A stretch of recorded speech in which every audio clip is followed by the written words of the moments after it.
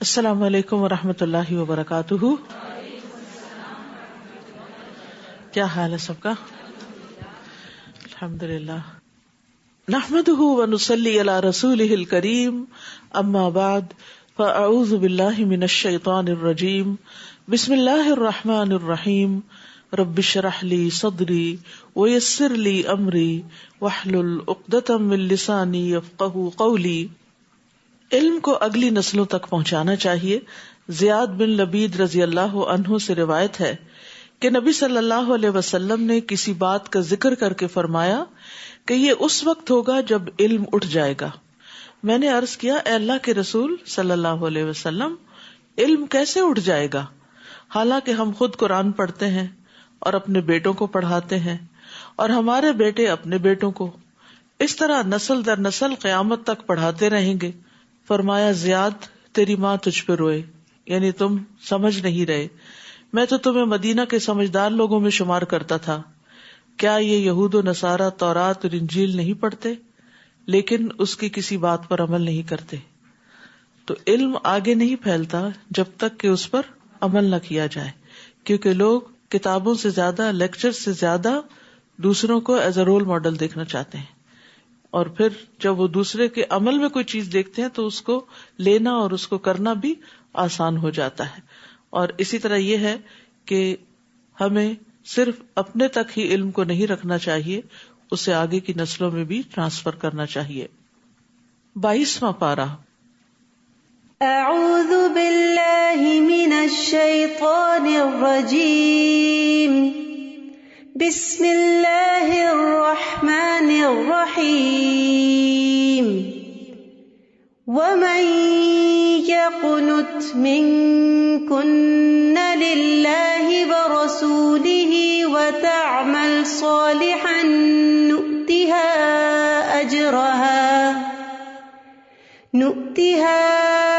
أجرها مرتين وأعتدنا لها رزقا كريما.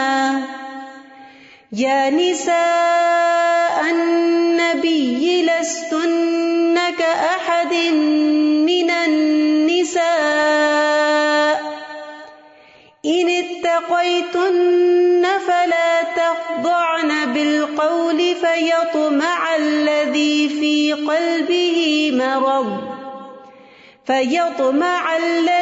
في قلبه مرض وقلن قولا معروفا. شروع کرتی ہوں اللہ کے نام سے جو بے انتہا مہربان نہایت رحم فرمانے والا ہے. اور جو تم میں سے اللہ اور اس کے رسول کی فرما بردار بن جائے اور نیک عمل کرے تو ہم اسے اجر بھی دگنا دیں گے، اور اس کے لیے ہم نے عزت کی روزی تیار کر رکھی ہے. یعنی ازواج مطہرات ہی سے خطاب ہے جو پیچھے سے کنٹینیو کر رہا ہے کہ اگر ان سے کوئی غلطی سرزد ہوئی تو اس کی سزا بھی بڑی ہے، کیونکہ جو مقربین ہوتے ہیں ان کی حسنات بھی بعض اوقات سیئات شمار ہو جاتی ہیں، کیونکہ ان کا درجہ اور مقام بڑا ہوتا ہے. اور اسی طرح اگر ان سے کوئی نیکی سرزد ہوگی تو وہ بھی ملٹی پلائی ہو جائے گی، کیونکہ ایسے لوگوں کو لوگ فالو کرتے ہیں اور ان کو دیکھ کر جو عمل کر رہے ہوتے ہیں اس بنا پر بھی ان کا اجر بڑھتا چلا جاتا ہے. اور پھر چونکہ ان کی قربانیاں زیادہ تھیں اس لیے ان کا اجر بھی زیادہ ہے. اے نبی کی بیویوں، تم عام عورتوں کی طرح نہیں ہو. اگر تم اللہ سے ڈرتی ہو تو کسی نامحرم سے دبی زبان سے بات نہ کرو، یعنی نزاکت کے ساتھ بات نہ کرو، ورنہ جس شخص کے دل میں روگ ہے وہ کوئی غلط توقع لگا بیٹھے گا. لہذا صاف سیدھی بات کرو، معروف معقول بات کرو. اگرچہ یہ بات ازواج مطہرات سے کہی جا رہی ہے، لیکن ازواج مطہرات ہمارے لیے رول ماڈل ہیں. ایک مسلمان خاتون کو مرد سے معروف اور باوقار انداز میں بات کرنی چاہیے. ایسے انداز میں لگی لپٹی باتیں نہیں کرنی چاہیے کہ جس سے دوسرا شخص کسی غلط فہمی کا شکار ہو جائے یا وہ عورت کی طرف مائل ہو جائے. پھر اسی طرح یہ ہے کہ نامحرم عورتوں سے تنہائی میں بھی بات کرنے سے ممانعت کی گئی. علی بن ابی طالب رضی اللہ عنہ سے روایت ہے، کہتے ہیں کہ آپ صلی اللہ علیہ وسلم نے خامندوں کی اجازت کے بغیر عورتوں سے گفتگو کرنے سے منع کیا، یعنی مردوں کو منع کر دیا کہ وہ اس وقت تک عورتوں سے ڈائریکٹ بات نہ کرے جب تک ان کے ہسبینڈز اجازت نہ دیں یا پسند نہ کریں. اور یہاں یہ جو بات کی گئی ہے کہ لا تخضعن بالقول، تو اس کا مطلب یہ نہیں ہے کہ آرام سے بات نہ کریں یا معقول طریقے سے بات نہ کریں بلکہ سخت لہجے اور بد کلامی سے بات کریں، یہ معنی نہیں ہے. یعنی جب نرم لہجے اور نزاکت سے بات کرنے سے منع کیا گیا تو یہ خیال آ سکتا ہے کہ شاید سختی سے بات کرنے کا حکم دیا جا رہا ہے. تو بلا وجہ کسی مرد سے سختی سے بھی بات کرنے کی ضرورت نہیں. اس میں انسان کو ایک معروف انداز، باوقار انداز، ایک ٹھہرا ہوا انداز اختیار کرنا چاہیے. وَقَرْنَ فِي بُيُوتِكُنَّ وَلَا تَبَرَّجْنَ تَبَرُّجَ الْجَاهِلِيَّةِ الْأُولَى، اور اپنے گھروں میں قرار پکڑے رہو، پہلے دور جاہلیت کی طرح اپنی زیب و زینت کی نمائش نہ کرتی پھرو. یعنی ازواج مطہرات کو خاص حکم ہے اور ان کے بعد پھر آپ کی جو امت کی خواتین ہیں ان کے لیے بھی. اس میں ایک بات تو یہ بتا دی گئی کہ عورت کا اصل دائرہ کار جو ہے وہ اس کا گھر ہے. ضرورت کے تحت وہ باہر نکل سکتی ہے، کیونکہ اس کے بارے میں حدیث میں آتا ہے کہ اپنی عورتوں کو مساجد سے مت روکو، مسجد جانے سے مت روکو، مگر ان کے گھر ان کے لیے بہتر ہیں. پھر اسی طرح یہ ہے کہ حضرت عائشہ کہتی ہیں کہ حضرت سودا پردے کا حکم نازل ہونے سے پہلے اپنی کسی ضرورت سے گھر سے باہر گئیں. وہ بھاری بھرکم خاتون تھی، جو بھی انہیں دیکھتا پہچان جاتا تھا، وہ کسی سے چھپ نہیں سکتی تھی. تو حضرت عمر نے ان کو دیکھ لیا، کہا اے سودا، اللہ کی قسم آپ اپنے آپ کو ہم سے چھپا نہیں سکتی، دیکھیں آپ کس طرح باہر نکلتی ہیں. سودا یہ سن کر الٹے پاؤں واپس آ گئی گھر، جبکہ رسول اللہ صلی اللہ علیہ وسلم اس وقت حضرت عائشہ کے حجرے میں تھے اور رات کا کھانا کھا رہے تھے. آپ کے ہاتھ میں اس وقت گوشت کی ایک ہڈی تھی. سودا داخل ہوئی، کہا اللہ کے رسول صلی اللہ علیہ وسلم، میں کسی کام سے گھر سے باہر گئی تھی تو عمر نے مجھ سے ایسی اور ایسی باتیں کہی ہیں. تو اسی وقت آپ پر وحی کا نزول شروع ہو گیا. تھوڑی دیر بعد یہ کیفیت ختم ہوئی. اس وقت ہڈی آپ کے ہاتھ میں ہی تھی، آپ نے اسے رکھا نہیں تھا. تو اللہ تعالیٰ نے آپ سے فرمایا کہ ان عورتوں کو، یعنی تمہیں قضاء حاجت کے لیے، یہ ضروریات پوری کرنے کے لیے باہر جانے کی اجازت ہے. یعنی عورت اپنی ضرورت پوری کرنے کے لیے کسی کام کے لیے گھر سے باہر جا سکتی ہے، لیکن بلا وجہ گھر سے باہر رہنا اور زیادہ دیر باہر رہنا اور اپنی بنیادی ذمہ داریوں کو نظر انداز کر دینا، یہ درست نہیں.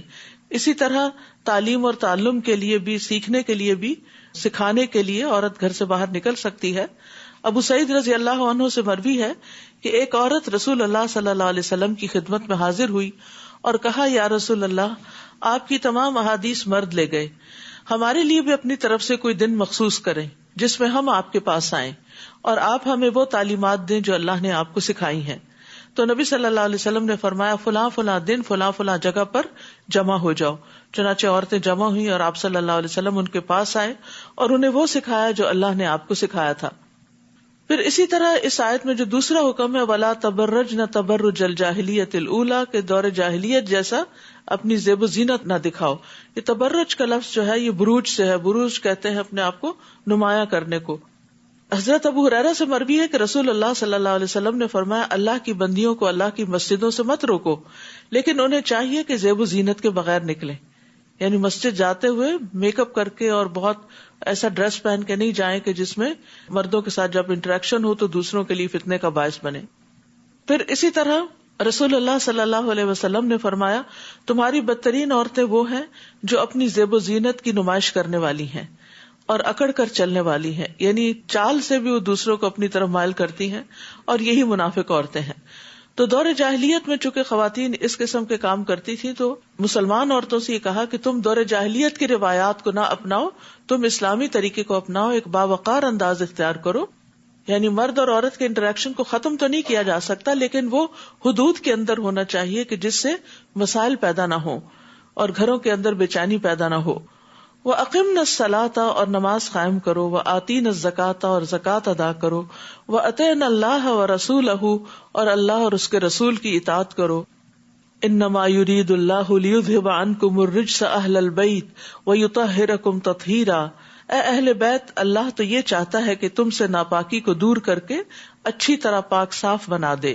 یعنی صرف ظاہری ناپاکی نہیں بلکہ باطن کی طہارت بھی. اور اہل بیت سے مراد آپ کی ازواج مطہرات بھی ہیں اور آپ کی بیٹی فاطمہ رضی اللہ تعالی عنہا، آپ کے داماد اور حضرت حسن حسین، یعنی یہ چاروں بھی، اور پھر ازواج مطہرات قرآن کی روح سے اور یہ چاروں حدیث کی روح سے سب کے سب اہل بیت میں شمار ہوتے ہیں. تو چونکہ وہ نبی کا گھرانہ تھا، دوسروں کے لیے ایک مثال تھا، اس لیے خاص طور پر اس کو ہر لحاظ سے ایک آئیڈیل گھرانہ بنانا مقصود تھا، تو اس کی طرف توجہ دلائی گئی.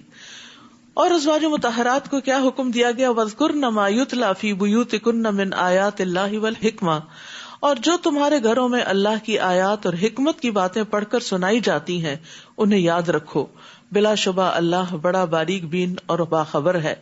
یعنی نبی صلی اللہ علیہ وسلم کے گھر میں چونکہ وحی اترتی تھی اور آپ پر وحی میں کچھ تو قرآن پاک کی آیات ہوتی تھی اور کچھ احادیث ہوتی تھی. جیسے ابھی پیچھے میں نے حضرت سودا کی مثال میں آپ کو بتایا کہ کس طرح آپ صلی اللہ علیہ وسلم کھانا کھا رہے تھے تو بیچ میں ہی وحی کی کیفیت آ گئی اور حضرت سودا کے سوال کا جواب مل گیا کہ کیا عورت ضرورت کے تحت بھی گھر سے نکل سکتی ہے یا نہیں. تو آپ صلی اللہ علیہ وسلم نے اسی وقت ان کو یہ بات بتا دی. تو یہ بھی وحی کی ایک قسم ہے. حدیث بھی کیا ہے؟ وحی کی ایک قسم ہے. قرآن کی تلاوت کی جاتی ہے، حدیث کی اس طرح تلاوت نہیں کی جاتی، لیکن حدیث کو بھی پڑھ کے سنایا ضرور جاتا ہے، یعنی اس کی بھی تعلیم دی جاتی ہے. تو یہاں پر دونوں چیزوں کو پڑھ کے سنانے کی بات کی جا رہی ہے. وَاذْكُرْنَ مَا يُتْلَى، یتلا تلاوت یعنی پڑھ کے سنانا. یعنی تلاوت کا ایک معنی تو خود پڑھنا بھی ہوتا ہے اور ایک معنی پڑھ کے سنانا بھی ہوتا ہے. جیسے پیچھے پڑھ چکے ہیں آپ وَأَنْ أَتْلُوَ الْقُرْآنَ، کہ میں قرآن پڑھ کر سناؤں، کیونکہ پڑھ کے سنانے میں بات زیادہ سمجھ میں آتی ہے اور تعلیم کے لیے تو پڑھ کے ہی سنانا پڑتا ہے. اسی طرح قرآن مجید نمازوں میں پڑھ کے سنایا جاتا ہے. تو تمہارے گھروں میں تعلیم کا جو سلسلہ جاری ہے اس کو یاد رکھو. اور پھر وذکرنا کا ایک معنی یہ ہے کہ اس کا آگے بھی ذکر کرو. لہٰذا ازواج مطہرات جو تھیں وہ نبی صلی اللہ علیہ وسلم سے جو کچھ سیکھتی تھی اس کو آگے بیان بھی کرتی تھی. اسی لیے ہم دیکھتے ہیں کہ حضرت عائشہ کی حدیث کی روایات کی تعداد 2000 سے اوپر ہے. اور اسی طرح ام سلمہ رضی اللہ تعالیٰ عنہا کے فتاوی اتنے زیادہ ہیں جو انہوں نے مختلف لوگوں کے سوالوں کے جواب میں فتوے دیے تھے کہ ابن قیم الجوزیہ کہتے ہیں کہ اس سے پورے کتاب مرتب ہو سکتی ہے. تو اس لیے عورتوں کو بجائے اس کے کہ وہ اپنے آپ کو منوائیں صرف میک اپ کر کے یا خوبصورت بن کے یا اپنے فگر یا اپنے جسمانی نمائش کر کے، کس چیز کی طرف انہیں توجہ کرنی چاہیے؟ علم کی طرف. علم کا چرچا کریں، علم میں آگے بڑھیں، سیکھیں اور سکھائیں. حقیقت یہ ہے کہ جو قدر انسان کی تعلیم کے ذریعے ہوتی ہے وہ صرف خوبصورت لگنے سے نہیں ہوتی. اس لیے جو چیز اللہ کے ہاں بھی ویلیوبل ہے اور اللہ تعالیٰ کی ناراضگی سے بچنے کا ذریعہ ہے اس راستے کو اختیار کرنا چاہیے، نہ کہ دوسرے کو. پھر یہاں پر اگلی آیت میں مسلمان مردوں اور عورتوں دونوں کی کچھ صفات کا ذکر ہے. اس بارے میں روایت میں آتا ہے کہ ایک صحابیہ نے نبی صلی اللہ علیہ وسلم سے کہا کہ کیا بات ہے کہ قرآن میں مردوں کا ذکر تو بہت ہے، عورتوں کا نہیں. تو عورتوں کی تسلی کے لیے عورتوں کا الگ طور پر ذکر کیا گیا یہاں اس آیت میں، ورنہ ہر حکم جو مردوں کے لیے آیا وہ عورتوں کے لیے بھی ہے، سوائے اس کے کہ جو احکامات کچھ مردوں کے لیے خاص ہیں یا کچھ احکامات جو عورتوں کے لیے خاص ہیں. فرمایا ان المسلمین والمسلمات والمؤمنین والمؤمنات والقانتین والقانتات والصادقین والصادقات والصابرین والصابرات والخاشعین والخاشعات والمتصدقین والمتصدقات والصائمین والصائمات والحافظین فروجہم والحافظات والذاکرین اللہ کثیرا والذاکرات اعد اللہ لہم مغفرۃ واجرا عظیما. بے شک مسلمان مرد اور مسلمان عورتیں اور مومن مرد اور مومن عورتیں اور فرما بردار مرد اور فرما بردار عورتیں اور سچے مرد اور سچی عورتیں اور صبر کرنے والے مرد اور صبر کرنے والی عورتیں اور عاجزی کرنے والے مرد اور عاجزی کرنے والی عورتیں اور صدقہ دینے والے مرد اور صدقہ دینے والی عورتیں اور روزہ رکھنے والے مرد اور روزہ رکھنے والی عورتیں اور اپنی شرمگاہوں کی حفاظت کرنے والے مرد اور حفاظت کرنے والی عورتیں اور اللہ کا بہت ذکر کرنے والے مرد اور ذکر کرنے والی عورتیں، ان کے لیے اللہ نے بڑی بخشش اور بہت بڑا اجر تیار کر رکھا ہے. تو یہاں پر آپ دیکھتے ہیں کہ ساری صفات کا احاطہ کر لیا گیا ہے، جس میں بنیادی صفات یعنی ایمان، اسلام، اور پھر اطاعت گزاری، فرما برداری، پھر کچھ اخلاقی جو ٹریٹس ہیں، حسن اخلاق سے متعلق چیزیں ہیں، سچ ہے، صبر ہے، پھر اسی طرح عاجزی کرنا اور انکساری سے کام لینا، پھر اپنے مال کا صدقہ کرنا، اور پھر روزہ رکھنا، اور پھر اپنی شرمگاہوں کی حفاظت یعنی اوور آل حیا اور شرم سے کام لینا. یہ ساری چیزیں ذکر کرنے کے بعد آخری کوالٹی جس کا خاص طور پر ذکر کیا وہ کیا ہے کثرت سے اللہ کا ذکر کرنے والے مرد اور عورتیں. یعنی ایک عورت جو ہے یا ایک مرد جو ہے وہ اگر عبادت گزار بھی ہے اور اطاعت گزار بھی ہے اور شرم و حیا والا بھی ہے اور سب کچھ، تو اس میں بہت سے لوگ ایک دوسرے سے درجے میں برابر ہو جائیں گے، لیکن ذکر کرنے والے وہ سب سے آگے نکل جائیں گے. جیسے حدیث میں آتا ہے سبق المفردون قالوا وما المفردون یا رسول اللہ قال الذاکرون اللہ کثیرا والذاکرات. نبی صلی اللہ علیہ وسلم نے فرمایا مفردون سبقت لے گئے، آگے بڑھ گئے. صحابہ نے پوچھا اللہ کے رسول مفردون کون ہیں؟ آپ نے فرمایا کثرت سے اللہ کا ذکر کرنے والے مرد اور ذکر کرنے والی عورتیں. اور ایک اور روایت میں ہے جو اللہ کے ذکر میں مشغول رہتے ہیں، یعنی وہ لوگ جو نمازوں کے بعد ذکر کرتے ہیں، صبح اور شام کے اذکار کرتے ہیں، بستر پر جا کر سونے سے پہلے کے اذکار کرتے ہیں، نیند سے جاگ کر اللہ کا ذکر کرتے ہیں، اپنے گھر سے نکلتے ہیں تو اللہ کا ذکر کرتے ہیں، کھانا کھاتے ہیں تو اللہ کا ذکر کرتے ہیں، ٹوائلٹ جاتے ہیں تو اللہ کا ذکر کر کے اندر داخل ہوتے ہیں. یعنی کوئی مرحلہ ایسا نہیں کہ جس میں وہ اللہ کو یاد نہ کریں.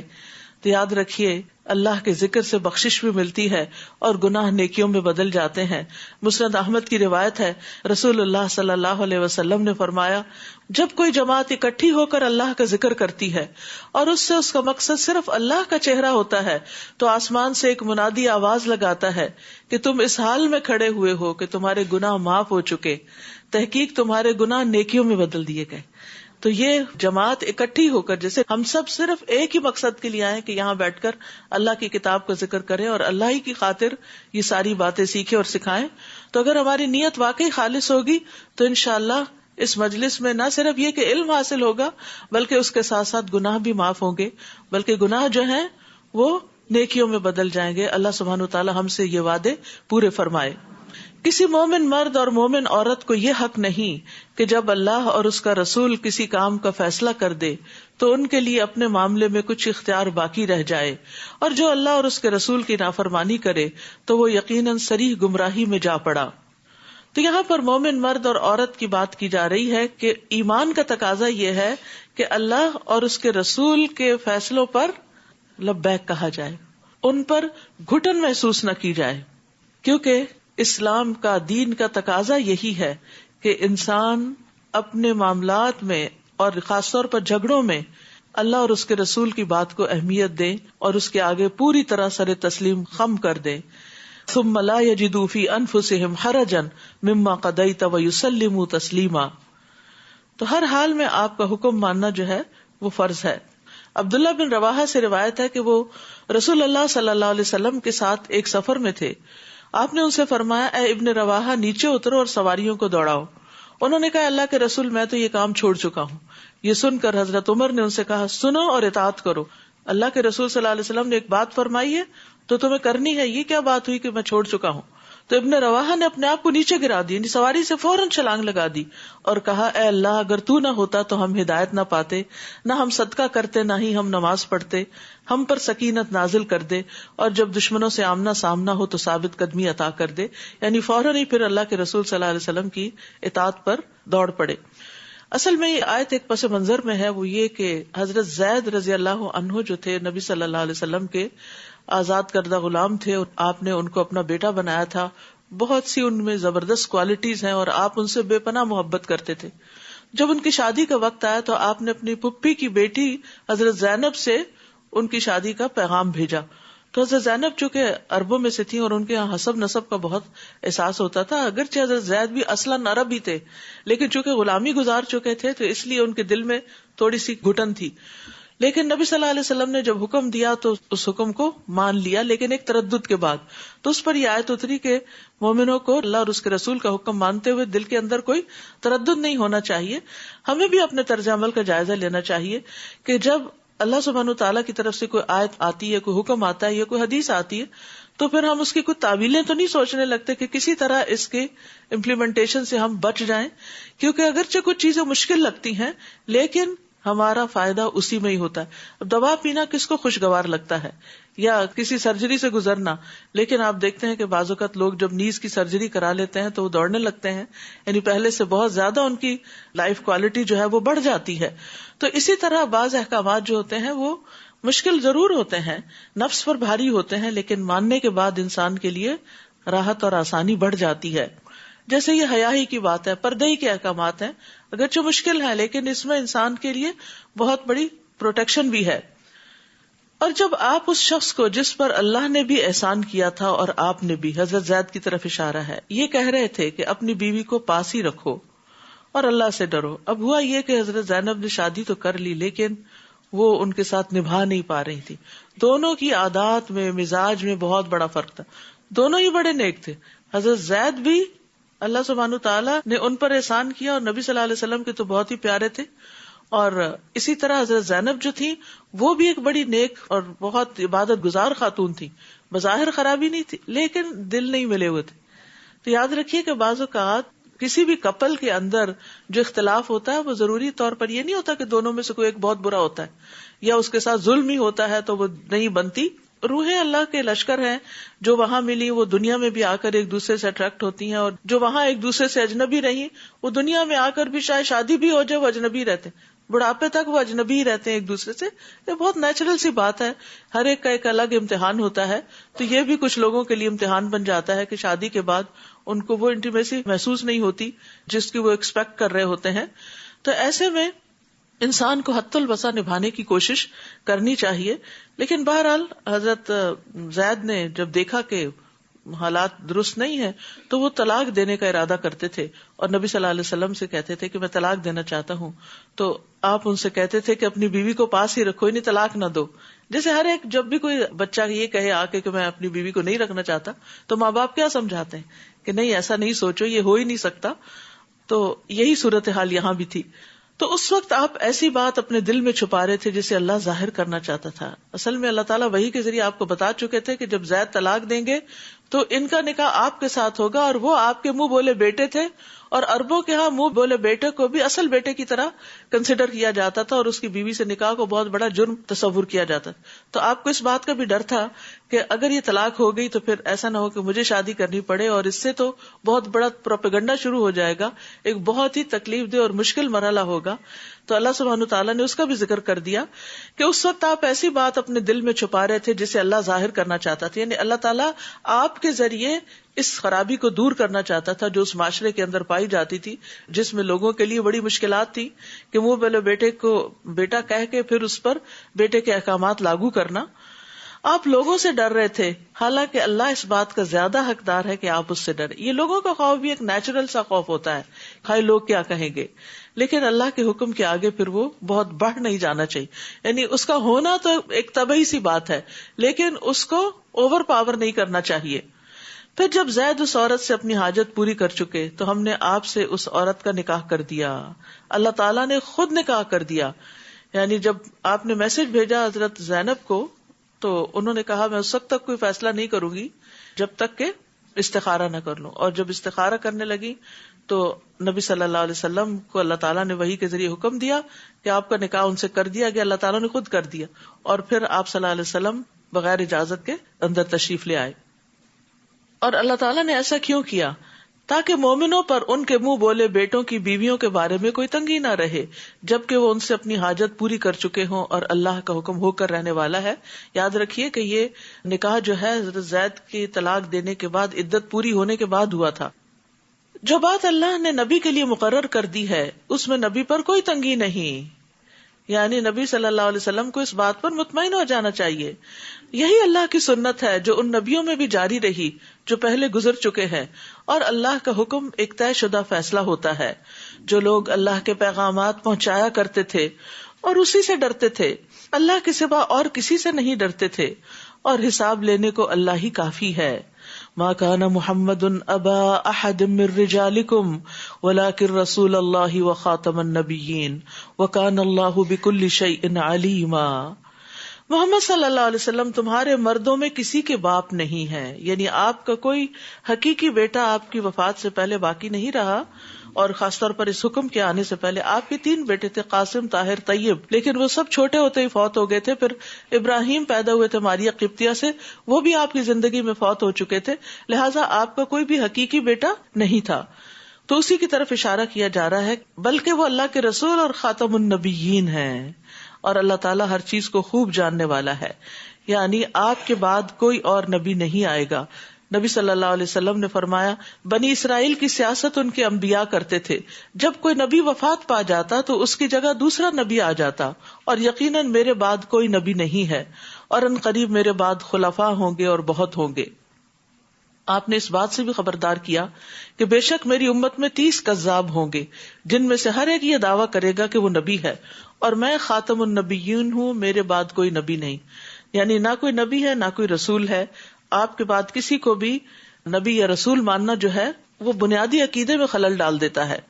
پھر فرمایا یا ایھا الذین آمنوا اذکروا اللہ ذکرا کثیرا، اے ایمان والو اللہ کو بہت زیادہ یاد کیا کرو، کثرت سے ذکر کیا کرو، وسبحوہ بکرۃ واصیلا، اور صبح و شام اس کی تسبیح بیان کیا کرو، یعنی اللہ کا شکر ادا کرنے کے لیے اللہ کا ذکر کریں۔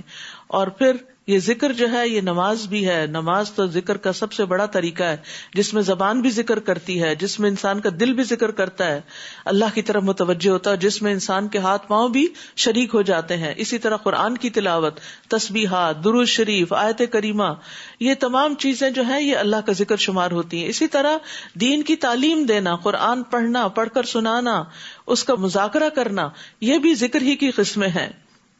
لیکن کچھ ذکر جو ہیں ان کے خاص ہونے کا حدیث سے پتہ چلتا ہے۔ رسول اللہ صلی اللہ علیہ وسلم نے فرمایا سبحان اللہ والحمد للہ ولا الہ الا اللہ واللہ اکبر کہنا میرے نزدیک ہر اس چیز سے محبوب ہے جس پر سورج طلوع ہوتا ہے، جس پر سورج طلوع ہوتا ہے، یعنی اس دنیا کی ساری چیزوں سے قیمتی ہے یہ ذکر، سبحان اللہ والحمد للہ ولا الہ الا اللہ واللہ اکبر۔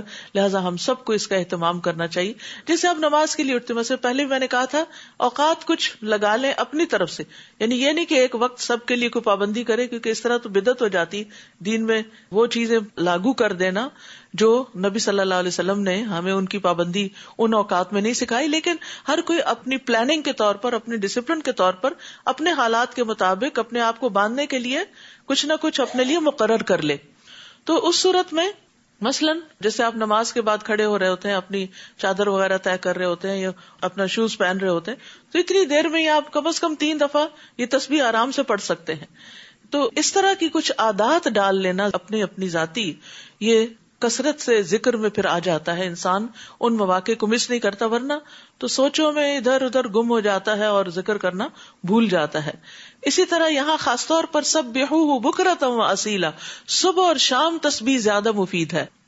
رسول اللہ صلی اللہ علیہ وسلم نے فرمایا جو آدمی صبح و شام 100 مرتبہ سبحان اللہ وبحمدہ پڑھتا ہے، قیامت کے دن کوئی بھی اس سے زیادہ افضل عمل نہیں لا سکتا سوائے اس کے جس نے اس کے برابر یا اس سے زیادہ پڑھا ہو۔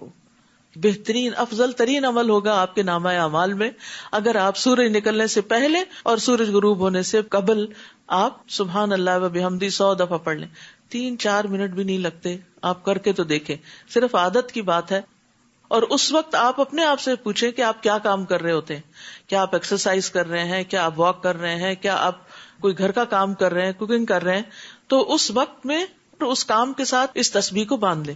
ایک دفعہ ٹائمنگ کر لیں کہ کتنی دیر میں 100 دفعہ ہوتا ہے، پھر اس کے بعد کام کرتے ہوئے چاہے تسبیح آپ کے ہاتھ میں نہیں ہے، گن نہیں سکتے، لیکن اتنے ٹائم کے لیے آپ تسبیح کریں گے تو آپ کے 100 پورے ہو جائیں گے، کیونکہ یہاں گنتی کو محدد کیا گیا، یعنی گنتی کا ذکر کیا گیا۔ تو جہاں جہاں شرع نے گنتی ذکر کر دی ہے وہاں اس گنتی کی پابندی کرنا بھی ضروری ہے۔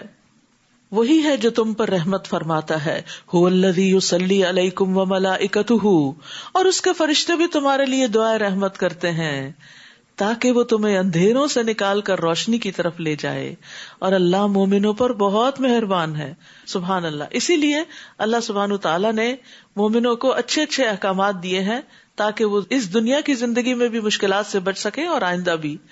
جس دن وہ اللہ سے ملیں گے ان کا استقبال سلام سے ہوگا، اللہ کی ملاقات بھی سلام سے، اور اس نے ان کے لیے باعزت اجر تیار کر رکھا ہے۔ اے نبی ہم نے آپ کو گواہی دینے والا، بشارت دینے والا اور ڈرانے والا بنا کر بھیجا ہے۔ یعنی نبی صلی اللہ علیہ وسلم کی یہ صفات تورات میں بھی بیان ہوئی ہیں، اور یہاں خوشخبری کو مقدم رکھا گیا ہے کیونکہ آپ سارے جہان والوں کے لیے باعث رحمت تھے، اور آپ لوگوں کو خوشخبریاں بھی سنایا کرتے تھے۔ مثلاً آپ نے خوشخبری سنائی کہ لوگوں خوش ہو جاؤ، اور اپنے بعد میں آنے والوں کو بھی خوشخبری سنا دو کہ جس نے سچے دل سے گواہی دی کہ اللہ کے سوا کوئی الہ نہیں تو وہ جنت میں داخل ہوگا. اسی طرح ایک اور موقع پر آپ نے فرمایا خوش ہو جاؤ، خوش ہو جاؤ، جس نے 5 نمازیں پڑھی، کبیرہ گناہوں سے بچا، وہ جنت کے جس دروازے سے چاہے داخل ہو جائے. اور کبیرہ گناہ یہ ہیں والدین کی نافرمانی، اللہ کے ساتھ شرک، جان کا قتل کرنا، پاک دامن عورتوں پر تہمت لگانا، یتیم کا مال کھانا، جنگ سے بھاگنا اور سود کھانا. نبی صلی اللہ علیہ وسلم نے انذار بھی کیا، لوگوں کو ڈرایا بھی، خبردار بھی کیا، اور ان کو مختلف غلط کاموں پر سزا بھی بتائی. وَدَاعِيًا إِلَى اللَّهِ بِإِذْنِهِ وَسِرَاجًا مُنِيرًا، نیز اللہ کے حکم سے اس کی طرف بلانے والا اور روشن چراغ بنا کر بھیجا. یعنی آپ صلی اللہ علیہ وسلم لوگوں کو اللہ کی طرف بلاتے تھے. آپ نے لوگوں کو اپنی ذات کی طرف نہیں بلایا، اللہ کی طرف بلایا. اور پھر آپ ایک روشن چراغ کی طرح تھے جس کی روشنی ہر طرف پھیل جاتی ہے. آپ مومنوں کو خوشخبری دے دیجئے وَبَشِّرِ الْمُؤْمِنِينَ بِأَنَّ لَهُم مِّنَ اللَّهِ فَضْلًا كَبِيرًا، کہ ان پر اللہ کا بہت بڑا فضل ہے. اور یہ ایک حقیقت ہے کہ ایمان سب سے بڑی دولت ہے. اس پر بول کے رو کے اللہ کا شکر ادا کیا کرے کہ اللہ تیرا شکر ہے، تو نے ایمان دیا، تو نے اپنی معرفت دی، اپنی پہچان دی، اپنے دین کو سیکھنے کا شوق دیا اور اس پر عمل کرنے کا شوق دیا. یہ ہے فضلاً کبیرہ. ہم فضل کبیر کس کو سمجھتے ہیں؟ مال و دولت کو یا اولاد کی کامیابی کو، لیکن ہر انسان پر سب سے بڑا فضل اللہ کا دراصل ایمان ہے. اور پھر آخرت میں فضل کبیر کیا ہوگا؟ والذین آمنوا وعملوا الصالحات فی روضات الجنات لہم ما یشاؤون عند ربہم ذلک هو الفضل الکبیر.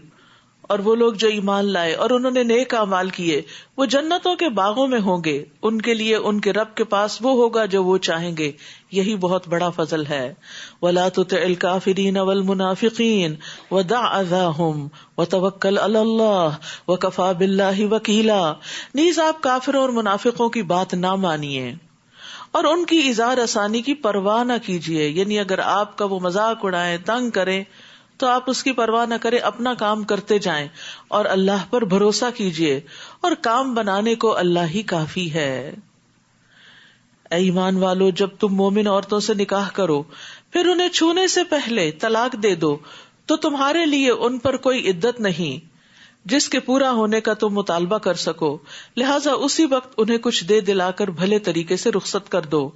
اے نبی، ہم نے آپ پر آپ کی وہ بیویاں حلال کر دی جن کے آپ مہر ادا کر چکے ہیں، اور وہ کنیزیں بھی جو آپ کے قبضے میں ہیں، جیسے ماریہ قبطیہ جو اللہ نے آپ کو غنیمت کے مال سے دی ہیں. نیز آپ کے چچا، پھپھیوں، ماموں، خالاؤں کی بیٹیاں بھی جنہوں نے آپ کے ساتھ ہجرت کی ہے. نیز وہ مسلمان عورت بھی جو اپنے آپ کو نبی کے لیے ہبہ کر دے اور نبی اس کو نکاح میں لینا چاہے. یہ رعایت صرف آپ کے لیے ہے، دوسرے مومنوں کے لیے نہیں. یعنی آپ کے کام اور آپ کی نبوت کی ذمہ داریوں کے اعتبار سے ضروری تھا کہ آپ کے پاس زیادہ خواتین ہوں تاکہ وہ آپ سے دین کو سیکھیں اور آگے پھیلائیں. اور اس کے علاوہ بھی بہت سی حکمتیں ہیں جن کے بیان کرنے کا اس وقت نہیں.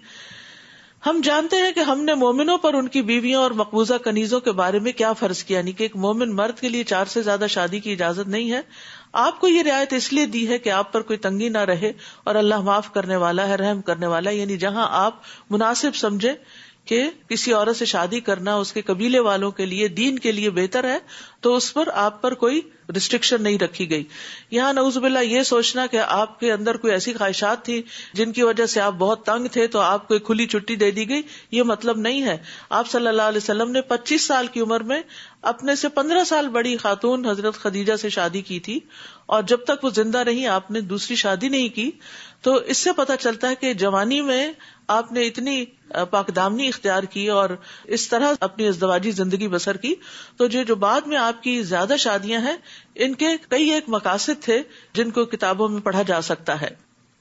پھر آپ پر یہ بھی پابندی نہیں رکھی گئی کہ آپ ان کے درمیان اسی طرح عدل کریں جس طرح ایک عام مسلمان پر پابندی رکھی گئی ہے. آپ جس بیوی کو چاہیں علیحدہ رکھیں، جسے چاہیں اپنے پاس رکھیں، اور علیحدہ رکھنے کے بعد جسے چاہیں اپنے پاس بلائیں. آپ پر کوئی مضائقہ نہیں. اس طرح زیادہ توقع ہے کہ ان کی آنکھیں ٹھنڈی رہیں اور وہ غمزدہ نہ ہو، تاکہ ان کو پتا ہو کہ یہ اللہ کا حکم ہے، یہ نبی صلی اللہ علیہ وسلم ہمارے ساتھ کوئی زیادتی نہیں کر رہے. اور جو کچھ بھی آپ انہیں دیں اسی پر خوش رہیں، اور جو کچھ تمہارے دلوں میں ہے اللہ اسے جانتا ہے، اور اللہ سب کچھ جاننے والا اور بردبار ہے. اس حکم کے بعد آپ پر دوسری عورتیں حلال نہیں، اور نہ ہی یہ جائز ہے کہ آپ ان میں سے کسی کو تبدیل کریں، خواہ ان کا حسن آپ کو کتنا ہی اچھا لگے. البتہ کنیزوں کی آپ کو اجازت ہے، اور اللہ ہر چیز پر نگران ہے.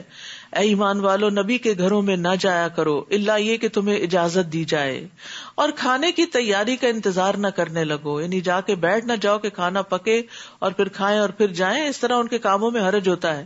البتہ جب تمہیں کھانے پہ بلایا جائے تو چلے آؤ، اور جب کھانا کھا چکو تو چلے جاؤ، اور باتوں میں دل لگائے وہیں نہ بیٹھے رہو. تمہاری یہ بات نبی کے لیے تکلیف دہ تھی، مگر تم سے شرم کی وجہ سے کچھ نہ کہتے تھے، اور اللہ حق بات کہنے سے نہیں شرماتا. اور جب تمہیں نبی کی بیویوں سے کوئی چیز مانگنا ہو تو پردے کے پیچھے سے رہ کے مانگو، یعنی سامنے آ کے نہیں مانگو. یہ بات تمہارے دلوں کے لیے بھی پاکیزہ تر ہے اور ان کے دلوں کے لیے بھی. تمہارے لیے یہ جائز نہیں کہ تم اللہ کے رسول کو ایذا دو، اور نہ یہ جائز ہے کہ اس کی وفات کے بعد کبھی اس کی بیویوں سے نکاح کرو. بلا شبہ اللہ کے ہاں یہ بڑے گناہ کی بات ہے. تو اس سے کیا پتا چلتا ہے کہ ازواج مطہرات کے لیے خاص طور پر یہ حکم ہے کہ وہ مردوں سے پردے کے بغیر بات نہ کرے، بیچ میں نقاب یا حجاب ہو، یا جیسے دروازے کی اوٹ ہوتی ہے یا کوئی کرٹن ہوتا ہے اس کے پیچھے سے. اور وجہ کیا بتائے گی؟ تاکہ یہ تمہارے اور ان کے دلوں کی پاکیزگی کا ذریعہ ہو. تو اس سے کیا پتا چلتا ہے کہ حجاب جو ہے یہ دراصل دلوں کی پاکیزگی کے لیے. اور بہت سے لوگ اپنی پاکیزگی کا بڑا دعویٰ کرتے ہیں، وہ کہتے ہیں کہ ہماری نیتیں بہت اچھی ہے اس لیے ہمیں حجاب کی ضرورت نہیں. یعنی ازواج مطہرات کیا کم پاکیزہ عورتیں تھیں؟ لیکن ان کو بھی احتیاط برتنے کا حکم دیا گیا. تو ایک مسلمان جس قدر ہو سکے احتیاط برتے، اور مردوں سے اس طرح ہنس ہنس کے باتیں نہ کرے، اور اس طرح ان کا دل نہ لبھائے، یا اس طرح نزاکت کے لہجے میں بات نہ کرے. یہ ساری چیزیں نامہ اعمال میں لکھی جاتی ہیں، اور قیامت کے دن انسان کو ان کا حساب دینا ہوگا. یہ چیزیں لوگوں سے چھپ سکتی ہیں لیکن اللہ سے نہیں چھپ سکتی. اور جب یہ آیات اتری، یعنی پردے کے احکامات اترے، تو فوراً ہی اللہ کا حکم نافذ ہو گیا. انس رضی اللہ عنہ بیان کرتے ہیں، میں نبی صلی اللہ علیہ وسلم کا خادم تھا، بغیر اجازت طلب کیے گھر میں آتا جاتا تھا. ایک دن میں آیا تو آپ نے فرمایا، بیٹے ٹھہر جاؤ، تمہارے بعد ایک آیت نازل ہوئی ہے، اب بغیر اجازت اندر نہ آیا کرو. پھر اسی طرح تنہا عورتوں کے پاس جانے کی بھی ممانعت ہے، یعنی ایک مرد اور عورت ایک کمرے میں دروازہ بند کر کے اکیلے ہوں، یہ بھی اسلامی لحاظ سے حرام ہے، یہ بھی منع ہے. رسول اللہ صلی اللہ علیہ وسلم نے فرمایا، عورتوں کے پاس جانے سے بچتے رہو. اس پر انصار کے ایک صحابی نے عرض کیا، یا رسول اللہ، دیور کے متعلق آپ کی کیا رائے ہے؟ یعنی گھر میں اگر دیور ہے اکیلا، تو آپ نے فرمایا، دیور تو ہلاکت ہے، یعنی اس گھر کے اندر ہی اگر وہ ہے اور شوہر اور سارے گھر والے باہر ہیں تو پھر تو خرابی کا اور بھی زیادہ اندیشہ ہے. اور پھر یہ ہے کہ یہ شیطانی وسوسوں سے بچنے کا ذریعہ ہے. جب ایک مرد اور عورت، ایک لڑکی اور لڑکا دروازہ بند کر کے کمرے میں چاہے کوئی کام ہی کر رہے ہوں، تو دوسروں کی نگاہیں اٹھ جاتی ہیں کہ یہ اندر کیا ہو رہا ہے. ان کے دلوں میں شیطان وسوسے ڈالتا ہے. تو اس لیے فرمایا، دلوں کی پاکیزگی، ان کے اپنے دل کی پاکیزگی اور دوسروں کے دلوں کی پاکیزگی کے لیے بھی یہ بات بہت ضروری ہے کہ آپ کسی کو بھی فتنے میں نہ ڈالیں. آپ ایسا غلط کام نہ کریں کہ جس سے دوسرے لوگ آپ کے بارے میں بدگمانی کریں، برا سوچیں اور آپ کی پیٹھ پیچھے آپ کی برائیاں کریں. اس کے بھی ذمہ دار تم خود ہی ہوگے. تم کوئی بات ظاہر کرو یا اسے چھپاؤ، کوئی بات ظاہر کرو یا چھپاؤ، اللہ ہر چیز کو خوب جاننے والا ہے. ان ازواج نبی پر کچھ گناہ نہیں اگر ان کے باپ، ان کے بیٹے، ان کے بھائی، ان کے بھتیجے، ان کے بھانجے، ان کی میل جول کی عورتیں اور ان کے لونڈی غلام ان کے گھروں میں داخل ہوں. اور اے عورتوں، اللہ سے ڈرتی رہو. واتقین اللہ، یہ مؤنث کا صیغہ ہے.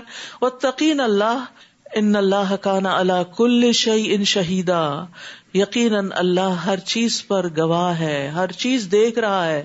لہذا اللہ سے ڈر کر غلط کام اور غلط طریقے چھوڑ دو، معروف طریقے سے کام کرو. مرد اور عورت کا انٹریکشن جو ہے، قلنا قولا معروفا، ایک بھلے طریقے سے ہونا چاہیے، چھپا ہوا نہیں ہونا چاہیے، ہنسی مذاق والا اور کھیل تماشے والا نہیں ہونا چاہیے. ان اللہ وملائکتہ یصلون علی النبی یا ایھا الذین آمنوا صلوا علیہ وسلموا تسلیما. اللہ اور اس کے فرشتے نبی پر درود بھیجتے ہیں، اے ایمان والو تم بھی اس پر درود و سلام بھیجا کرو. اللہ سبحانہ وتعالیٰ آپ پر اپنی رحمتیں نازل کرتے ہیں. اس سے اندازہ ہوتا ہے کہ آپ کا مقام کتنا بلند تھا. اللہ کے فرشتے آپ پر درود بھیجتے ہیں، تو ہمیں بھی کیا کرنا چاہیے؟ یعنی جس ہستی پر اللہ تعالیٰ اپنی رحمتیں بھیج رہا ہے ہر آن، اور جس کے لیے فرشتے دعائیں کر رہے ہیں، پھر ہمیں بھی ان پر درود و سلام بھیجنا چاہیے. اللہ سبحانہ تعالیٰ اپنے مقرب فرشتوں کے پاس اپنے نبی کی تعریف کرتے ہیں یعنی ملائے اعلیٰ میں، اور فرشتے بھی ان پر درود بھیجتے ہیں، ان کی تعریف کرتے ہیں. تو اللہ تعالیٰ نے دنیا والوں کو بھی اس چیز کا حکم دیا. اور یاد رکھیے کہ درود شریف پڑھنا فوری رحمت کے حصول کا ذریعہ ہے، یعنی اللہ تعالیٰ کی فوراً رحمتیں آتی ہیں. رسول اللہ صلی اللہ علیہ وسلم نے فرمایا، جو شخص میری امت میں مجھ پر اخلاص سے دل سے ایک بار درود پڑے گا، خالص دل سے، اللہ تعالیٰ اس وجہ سے اس پر 10 رحمتیں بھیجے گا، اور اس کی وجہ سے اس کے 10 درجے بلند فرمائے گا، اور اس کی 10 نیکیاں لکھے گا، 10 گناہ معاف فرمائے گا. ایک دفعہ درود بھیجنے کا اتنا بڑا اجر و ثواب ہے. اس لیے درود پڑھنے میں بھی بخل نہیں کرنا چاہیے. اور روز مرہ کے جو اذکار کی بات ہو رہی ہے اس میں درود شریف کی بھی ایک تسبیح لازم کر لیں اپنے لیے. اور درود ساری دعاؤں کے لیے بھی کافی ہو جاتا ہے. یعنی اگر آپ پریشان ہیں لیکن آپ کو سمجھ نہیں آ رہی کہ مجھے کیا دعا کرنی چاہیے، تو درود شریف کی کثرت کر دیں، ساری دعائیں اس کے اندر کافی ہو جائیں گی. یعنی ایک صحابی نے پوچھا تھا کہ اگر میں اپنی ساری دعا کی بجائے درود شریف ہی پڑھ لوں، تو آپ نے فرمایا پھر تو اللہ تمہارے دنیا اور آخرت کے غم اور فکر کے لیے تمہیں کافی ہو جائے گا. اور جو شخص درود نہ پڑھے، آپ صلی اللہ علیہ وسلم نے فرمایا، وہ آدمی جس کے سامنے میرا تذکرہ کیا گیا وہ مجھ پر درود بھیجنا بھول گیا تو اس نے جنت کا راستہ خطا کر دیا. وہ جنت کا راستہ بھول گیا.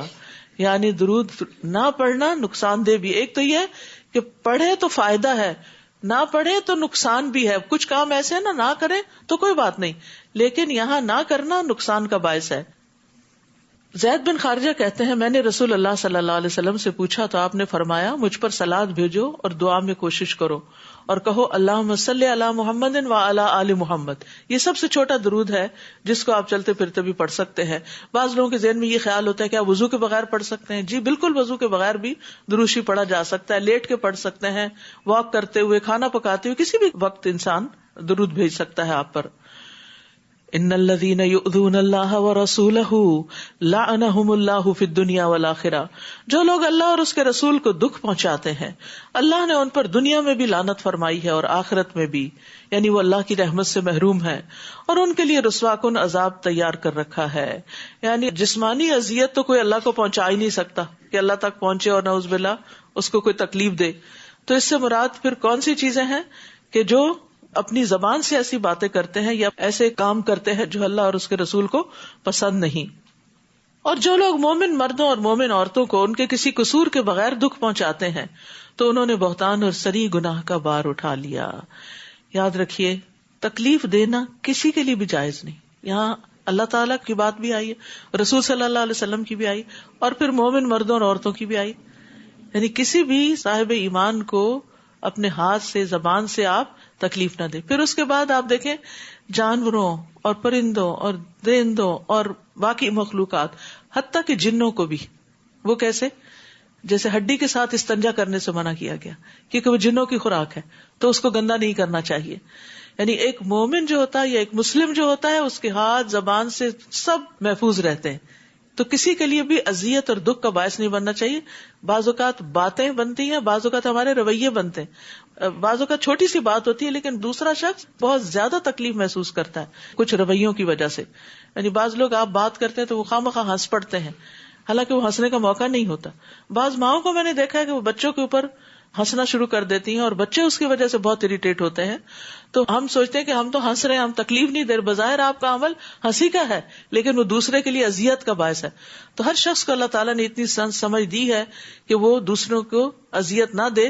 لیکن اگر آپ کو سمجھ نہیں آ رہی کہ دوسرے کو اذیت ہو رہی یا نہیں تو کم از کم اپنے آپ کو اس کی جگہ رکھ لیں. جب آپ اپنے آپ کو وہاں رکھیں گے تو پھر آپ کو پتہ چل جائے گا کہ کون سی چیز تکلیف دیتی ہے اور کون سی نہیں. یا ایھا النبی قل لازواجک وبناتک ونساء المؤمنین یدنین علیہن من جلابیبہن ذلک ادنی ان یعرفن فلا یؤذین وکان اللہ غفورا رحیما. اے نبی، اپنی بیویوں، اپنی بیٹیوں اور مومنوں کی عورتوں سے کہہ دیجئے. اب اس میں سبھی شامل ہو گئی عورتیں. یہ حکم صرف ازواج مطہرات کے لیے نہیں ہے، یہ صرف آپ صلی اللہ علیہ وسلم کی بیٹیوں کے لیے نہیں ہے، یہ مومنوں کی عورتوں کے لیے بھی ہے اور ہم سب مومن عورتیں ہیں، ہم سب کے لیے بھی ہے کہ وہ اپنی چادروں کے پلو اپنے اوپر لٹکا لیا کریں، یعنی جب گھر سے باہر نکلیں تو گھر والے ڈریس میں نہ نکلیں، بلکہ اوپر سے ایک اور ڈریس ڈالیں جو گھر کے ڈریس کی زینت کو چھپائے یا آپ کے فگرز کو چھپائے. اور ابتدائی دور میں تو چونکہ بہت سمپل لائف سٹائل تھا، کپڑے بھی بہت سادے ہوتے تھے، اور عورتیں عام طور پر چادر لے کر گھر سے نکلتی تھی، تو اسی لیے چادر کا ذکر ہوا. اور چادر آج تک معروف چیز ہے. لیکن بعد میں جب لوگوں نے کپڑوں کے اندر طرح طرح کے ڈیزائن بنانے شروع کیے اور زیادہ زیب و زینت اختیار کرنی شروع کر دی، تو پھر صرف چادر اوڑھ لینے سے وہ سب کچھ نہیں چھپتا. مثلاً چادر اڑی تو کیا ہے کہ آپ کے بازو اور آپ کا سارا لباس اور ہر چیز آپ کے فگرز نظر آنے لگ گئے، تو پھر اس چادر کو سی کر جلباب بنا لیا گیا، جس کو عبایا کہتے ہیں. اور اس کو بھی ٹائٹ نہیں ہونا چاہیے کہ آپ کے فگرز نظر آئیں. بعض اوقات وہ بالکل سکن ٹائٹ ہوتا ہے، جیسے گھر کی قمیض پہنی ہوئی ہے تو ویسے ہی بازو بھی پورے کے پورے نظر آ رہے ہیں، تو ایسا نہیں ہونا چاہیے. یا تو وہ ڈھیلا ہو، یا یہ کہ اوپر سے جو خمار اوڑا جائے وہ ایسا ہو کہ جس کی وجہ سے یہ بازو اور یہ سینہ اور یہ سارا حصہ چھپ جائے. تو امہات المومنین نے جب پردے کے احکامات سنے اور یہ آیت نازل ہوئی تو حضرت عائشہ کہتی ہیں کہ ہم رسول اللہ صلی اللہ علیہ وسلم کے ساتھ فجر کی نماز پڑھتی تھیں. ہم نے اپنی اوڑھنیاں لپیٹی ہوتی تھی. جب ہم نماز سے فارغ ہو کر واپس جاتی تو اندھیرے کی وجہ سے کوئی کسی کو پہچان نہیں سکتا تھا. پھر فرمایا اگر منافق لوگ اور وہ جن کے دلوں میں مرض ہے اور مدینہ میں جھوٹی خبریں اڑانے والے باز نہ آئے تو ہم آپ کو ان کے خلاف اٹھا کھڑا کریں گے، پھر وہ تھوڑی ہی مدت آپ کے پڑوس میں رہ سکیں گے. جب کوئی حکم نازل ہوتا تھا تو اہل ایمان تو خوشی سے اس کو قبول کرتے تھے، لیکن منافقین جو تھے وہ نہ تو صحیح طرح اس پر عمل کرتے بلکہ عمل کرنے والوں کا مذاق بھی اڑاتے اور مومن عورتوں کو بھی تنگ کرتے تھے. آپ کو معلوم ہے کہ غزوہ بنو قینقاع جو ہے اس کی وجہ ہی یہی بنی تھی کہ ان کے محلے میں ایک عورت کوئی شاپنگ کر رہی تھی تو اس کو تنگ کیا گیا تھا. تو یہاں ان کو وارننگ دی جا رہی ہے، یہ لوگ ملعون ہیں، جہاں بھی یہ پائے جائیں انہیں پکڑ کر بری طرح قتل کر دیا جائے گا. گزشتہ لوگوں میں اللہ کا یہی طریقہ جاری رہا ہے اور آپ اللہ کے اس طریقے میں کوئی تبدیلی نہ پائیں گے. یعنی اگر یہ باز نہیں آئیں گے تو پھر دنیا میں بھی ان کا انجام اچھا نہیں ہوگا جیسے پہلی امتوں میں ہوا. لوگ آپ سے قیامت کے بارے میں پوچھتے ہیں، آپ ان سے کہیے کہ اس کا علم تو اللہ ہی کے پاس ہے، اور آپ کو کیا خبر شاید وہ قریب ہی آ پہنچی ہو. اللہ تعالیٰ نے یقیناً کافروں پر لعنت کی ہے اور ان کے لیے بھڑکتی ہوئی دوزخ تیار کر رکھی ہے جس میں وہ ہمیشہ رہیں گے اور کوئی حامی و مددگار نہ پائیں گے. جس دن ان کے چہرے آگ میں الٹ پلٹ کیے جائیں گے، جیسے کباب تلا جاتا ہے نا، کبھی ایک طرف کبھی دوسری طرف. وہ کہیں گے یا لیتنا اطعنا اللہ و اطعنا الرسول، اے کاش ہم نے اللہ اور رسول کی اطاعت کی ہوتی، کاش ہم نے اللہ کی بات بھی مانی ہوتی اور رسول اللہ صلی اللہ علیہ وسلم کی بات مانی ہوتی. نیز کہیں گے ہمارے رب ہم نے تو اپنے سرداروں اور بڑوں کا کہا مانا تھا، اپنے لیڈرز کو فالو کیا تھا تو انہوں نے ہمیں راہ حق سے بہکا دیا. بعض اوقات انسان اپنے سے کسی بڑے سے پریشرائز ہو کر اللہ کے حکم کی نافرمانی کرتا ہے تو قیامت کے دن وہ اپنا یہ عذر پیش کریں گے کہ ہم تو چاہتے تھے کہ آپ کی اطاعت کریں لیکن انہوں نے نہیں کرنے دی. تو آپ کا کیا خیال ہے کہ ان کا یہ عذر قبول کر لیا جائے گا؟ نہیں. اللہ کے سامنے کسی کا حکم بھی کوئی اہمیت نہیں رکھتا. نبی صلی اللہ علیہ وسلم نے فرمایا دجال کے علاوہ میری امت کے لیے زیادہ خوفناک گمراہ کرنے والے امام ہیں. امام سے مراد مسجد کا امام نہیں، لیڈرز، یعنی مسلم کمیونٹی کے جو لیڈرز ہیں جو لوگوں کو مس لیڈ کرتے ہیں وہ بہت ہی خطرناک ہیں، کیونکہ لوگ ان کو فالو کرتے ہیں. وہ خود تو قرآن و سنت پڑھتے نہیں، وہ دیکھتے ہیں کہ جو کچھ یہ کہتے ہیں امام صاحب نے کیا کہا، ہمارے بڑے نے کیا کہا، ہم اسی کے اوپر چل پڑتے ہیں. تو ایک مسلمان عورت یا مرد کو یہ دیکھنا چاہیے کہ میرے رب نے کیا کہا، اور پھر یہ نہ دیکھے کہ یہ کیا کہتا ہے، یہ دیکھے کہ حکم اصل میں کیا ہے. پھر وہ کہیں گے ربنا آتہم ضعفین من العذاب ولعنہم لعنا کبیرا، اے رب ان پہ دگنا عذاب کر. ہمارے لیڈرز کو دنیا میں جن سے بڑی محبت رکھتے تھے اور جن کو بلائنڈلی فالو کرتے تھے انہی کے لیے بد دعائیں کریں گے کہ یا اللہ ان کو دگنا عذاب دے کیونکہ انہوں نے ہمیں بھی گمراہ کیا، اور ان پر سخت لعنت کر. اے ایمان والو ان لوگوں کی طرح نہ ہو جانا جنہوں نے موسیٰ کو اذیت پہنچائی تھی.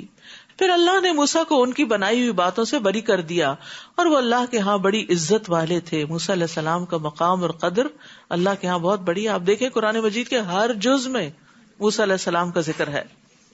یا ایھا الذین آمنوا اتقوا اللہ وقولوا قولا سدیدا، اے ایمان والو اللہ سے ڈرتے رہو اور صاف سیدھی بات کیا کرو، ہیر پھیر نہ کرو، دھوکہ نہ دو، سچی بات ہو، عدل پر مبنی بات ہو، درست طریقے سے بات ہو.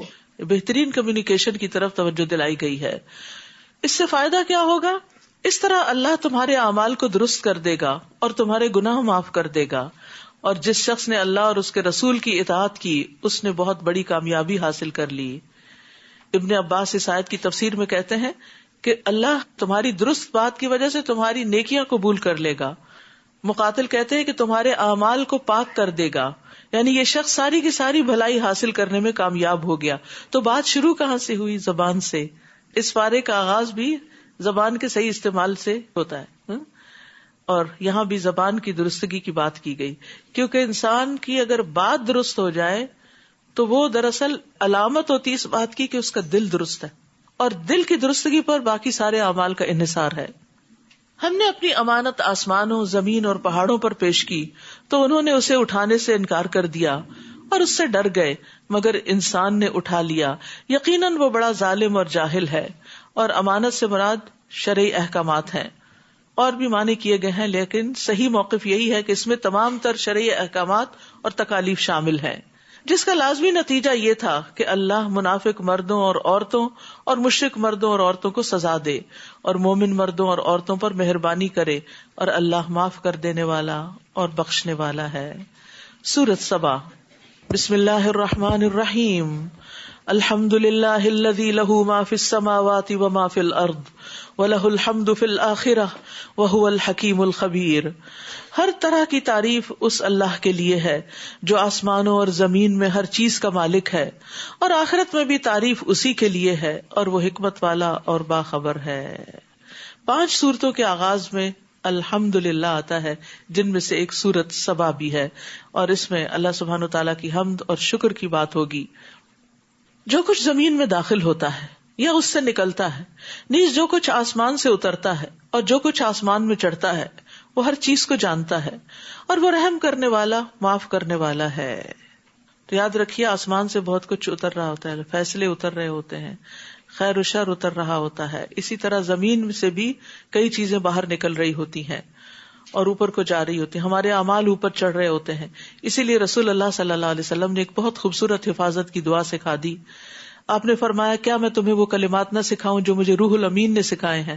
اعوذ بکلمات اللہ التامات التی لا یجاوزہن بر ولا فاجر من شر ما ینزل من السماء وما یعرج فیہا ومن شر فتن اللیل والنہار ومن کل طارق الا طارقا یترک بخیر یا رحمان. وقال الذین کفروا لا تأتینا الساعۃ. کافر کہتے ہیں ہم پر کوئی قیامت نہیں آئے گی، یعنی وہ قیامت کا انکار کرتے ہیں. آپ ان سے کہیے کیوں نہیں آئے گی؟ میرے رب کی قسم وہ تم پر آ کر رہے گی. اس رب کی قسم جو غیب کا جاننے والا ہے، اس سے یعنی اللہ سبحانہ تعالیٰ سے آسمانوں اور زمین میں کوئی ذرہ بھر چیز بھی چھپی نہیں رہ سکتی، اور ذرے سے چھوٹی یا کوئی بڑی چیز ایسی نہیں جو واضح کتاب یعنی لوح محفوظ میں درج نہ ہو، لکھی ہوئی نہ ہو. اور قیامت اس لیے آئے گی تاکہ اللہ ان لوگوں کو جزا دے جو ایمان لائے اور نیک عمل کیے. ایسے لوگوں کے لیے بخشش اور عزت و اکرام کی روزی ہوگی. اور جن لوگوں نے ہماری آیات کو نیچا دکھانے پر زور لگایا، ان کے لیے دردناک عذاب کی سزا ہے. یعنی آیات کو نیچا دکھایا کا مطلب یہ ہے کہ اپنی خواہش، اپنی رائے، اپنی بات، اپنی لاجک اوپر رکھی اور اللہ کے حکم کو ایک طرف کر دیا. اور جن لوگوں کو علم دیا گیا ہے وہ خوب سمجھتے ہیں کہ جو کچھ آپ کی طرف، آپ کے رب کی طرف سے نازل ہوا ہے وہ حق ہے، اور اس اللہ کی راہ دکھاتا ہے جو غالب اور حمد و ثنا کے لائق ہے. اور کافر ایک دوسرے سے کہتے ہیں، کیا ہم تمہیں ایسا آدمی نہ بتائیں جو یہ خبر دیتا ہے کہ جب تم مرنے کے بعد بالکل ریزہ ریزہ ہو جاؤ گے تو اثر نو پیدا کیے جاؤ گے. معلوم نہیں کہ وہ اللہ پر جھوٹ باندھتا ہے یا اسے جنون لاحق ہو گیا ہے. یہ بات نہیں، بلکہ جو لوگ آخرت پر ایمان نہیں لاتے وہ عذاب میں مبتلا ہونے والے ہیں اور گمراہی میں دور تک چلے گئے ہیں. اتنے دور ہیں کہ اب ان کو ہدایت کی بات، اللہ کی بات بھی سمجھ نہیں آتی. کیا انہوں نے آسمان اور زمین کو نہیں دیکھا جو انہیں آگے سے اور پیچھے سے گھیرے ہوئے ہیں؟ اگر ہم چاہیں تو انہیں زمین میں دھنسا دیں یا ان پر آسمان کے کچھ ٹکڑے گرا دیں. بلا شبہ اس بات میں ہر رجوع کرنے والے بندے کے لیے ایک نشانی ہے. وَلَقَدْ آتَيْنَا دَاوُودَ مِنَّا فَضْلًا. اور داؤد کو ہم نے اپنے ہاتھ سے بزرگی عطا کی تھی، اور پہاڑوں کو حکم دیا تھا کہ اے پہاڑوں داؤد کے ساتھ تسبیح میں ہم آہنگ ہو جاؤ، اور پرندوں کو بھی حکم دیا تھا اور ہم نے اس کے لیے لوہے کو نرم کر دیا تھا۔ تو داؤد علیہ السلام کا بہت بڑا مقام ہے پیغمبروں کی تاریخ میں، اور یہاں اللہ تعالیٰ اپنے فضل کا ذکر کر رہے ہیں۔ وہ کیا فضل تھا؟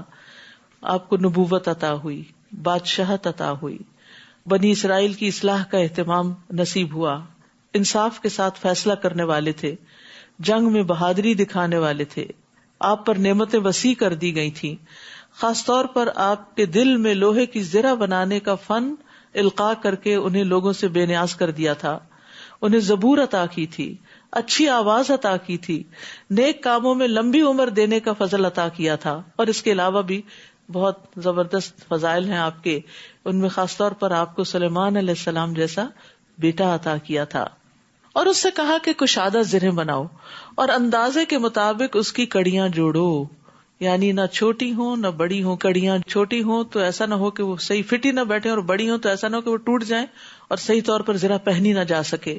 اور اے آل داؤد نیک عمل کرو، جو کچھ تم کر رہے ہو بلا شبہ میں اسے خوب دیکھ رہا ہوں، میں دیکھ رہا ہوں۔ جس کو یہ سمجھ آ جائے نا کہ اللہ دیکھ رہا ہے تو وہی دراصل اپنے اعمال درست کر سکتا، کیونکہ کچھ چیزیں یا کچھ جگہ ایسی ہوتی ہیں جب لوگ آپ کو دیکھ رہے ہوتے ہیں تو آپ بڑے شریف بن جاتے ہیں، لیکن کچھ مقامات ایسے ہوتے ہیں کہ کوئی بھی آپ کو نہیں دیکھتا۔ اب آپ اپنی اسکرین پر کس سے کیا باتیں کر رہے ہیں، کتنا ہنسی مذاق کر رہے ہیں اور کتنی کام کی بات کر رہے ہیں، یہ کوئی نہیں دیکھ رہا، لیکن کون دیکھ رہا ہے؟ اللہ دیکھ رہا ہے۔ اور یاد رکھیے ان چیزوں کو بعض اوقات ہم گناہ تصور نہیں کرتے، جبکہ یہ بھی گناہ ہیں جو چھپ چھپ کر کیے جائیں۔ ایسے لوگوں کی پہاڑوں جیسی نیکیاں جو ہیں وہ راکھ بنا کے اڑا دی جائے گی جو چھپ کر غلط کام کرتے ہیں۔ اور پھر اس میں آپ دیکھیے کہ بعض اوقات ہم سمجھتے ہیں کہ ان کا کوئی نتیجہ نہیں نکلنے والا، لیکن ان کا نتیجہ کئی صورتوں میں نکلتا ہے، اور انسان کو یہ سمجھ نہیں آتی کہ میرے اسی گناہ کی وجہ سے میرے ساتھ یہ ہو رہا ہے۔ تو انسان کو شعوری طور پر سب غلط چیزوں کو چھوڑ دینا چاہیے۔ اور سلیمان کے لیے ہم نے ہوا کو مسخر کر دیا تھا۔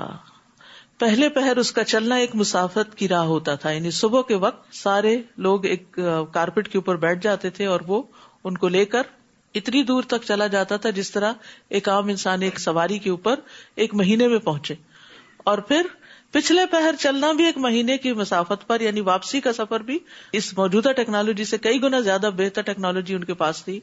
اب آپ دیکھیے کہ آپ ایک مہینے کی مسافت پر جہاز سے بھی آج کے دور میں بھی جائیں تو شام کو اس فلائٹ سے واپس نہیں آ سکتے، لیکن یہاں پر ان کے لیے اتنی سہولت رکھ دی گئی تھی، اسی لیے بہت دور دور کے علاقے انہوں نے مسخر کیے۔ نیز ہم نے ان کے لیے پگھلے ہوئے تانبے کا چشمہ بہا دیا تھا۔ داؤد علیہ السلام کے لیے لوہے کو نرم کر دیا گیا تھا، وہ ان کے ہاتھوں میں اس طرح ملائم ہو گیا تھا جیسے موم ہوتی ہے، اور اس سے وہ گھڑ کے جو چاہتے تھے بنا لیتے تھے۔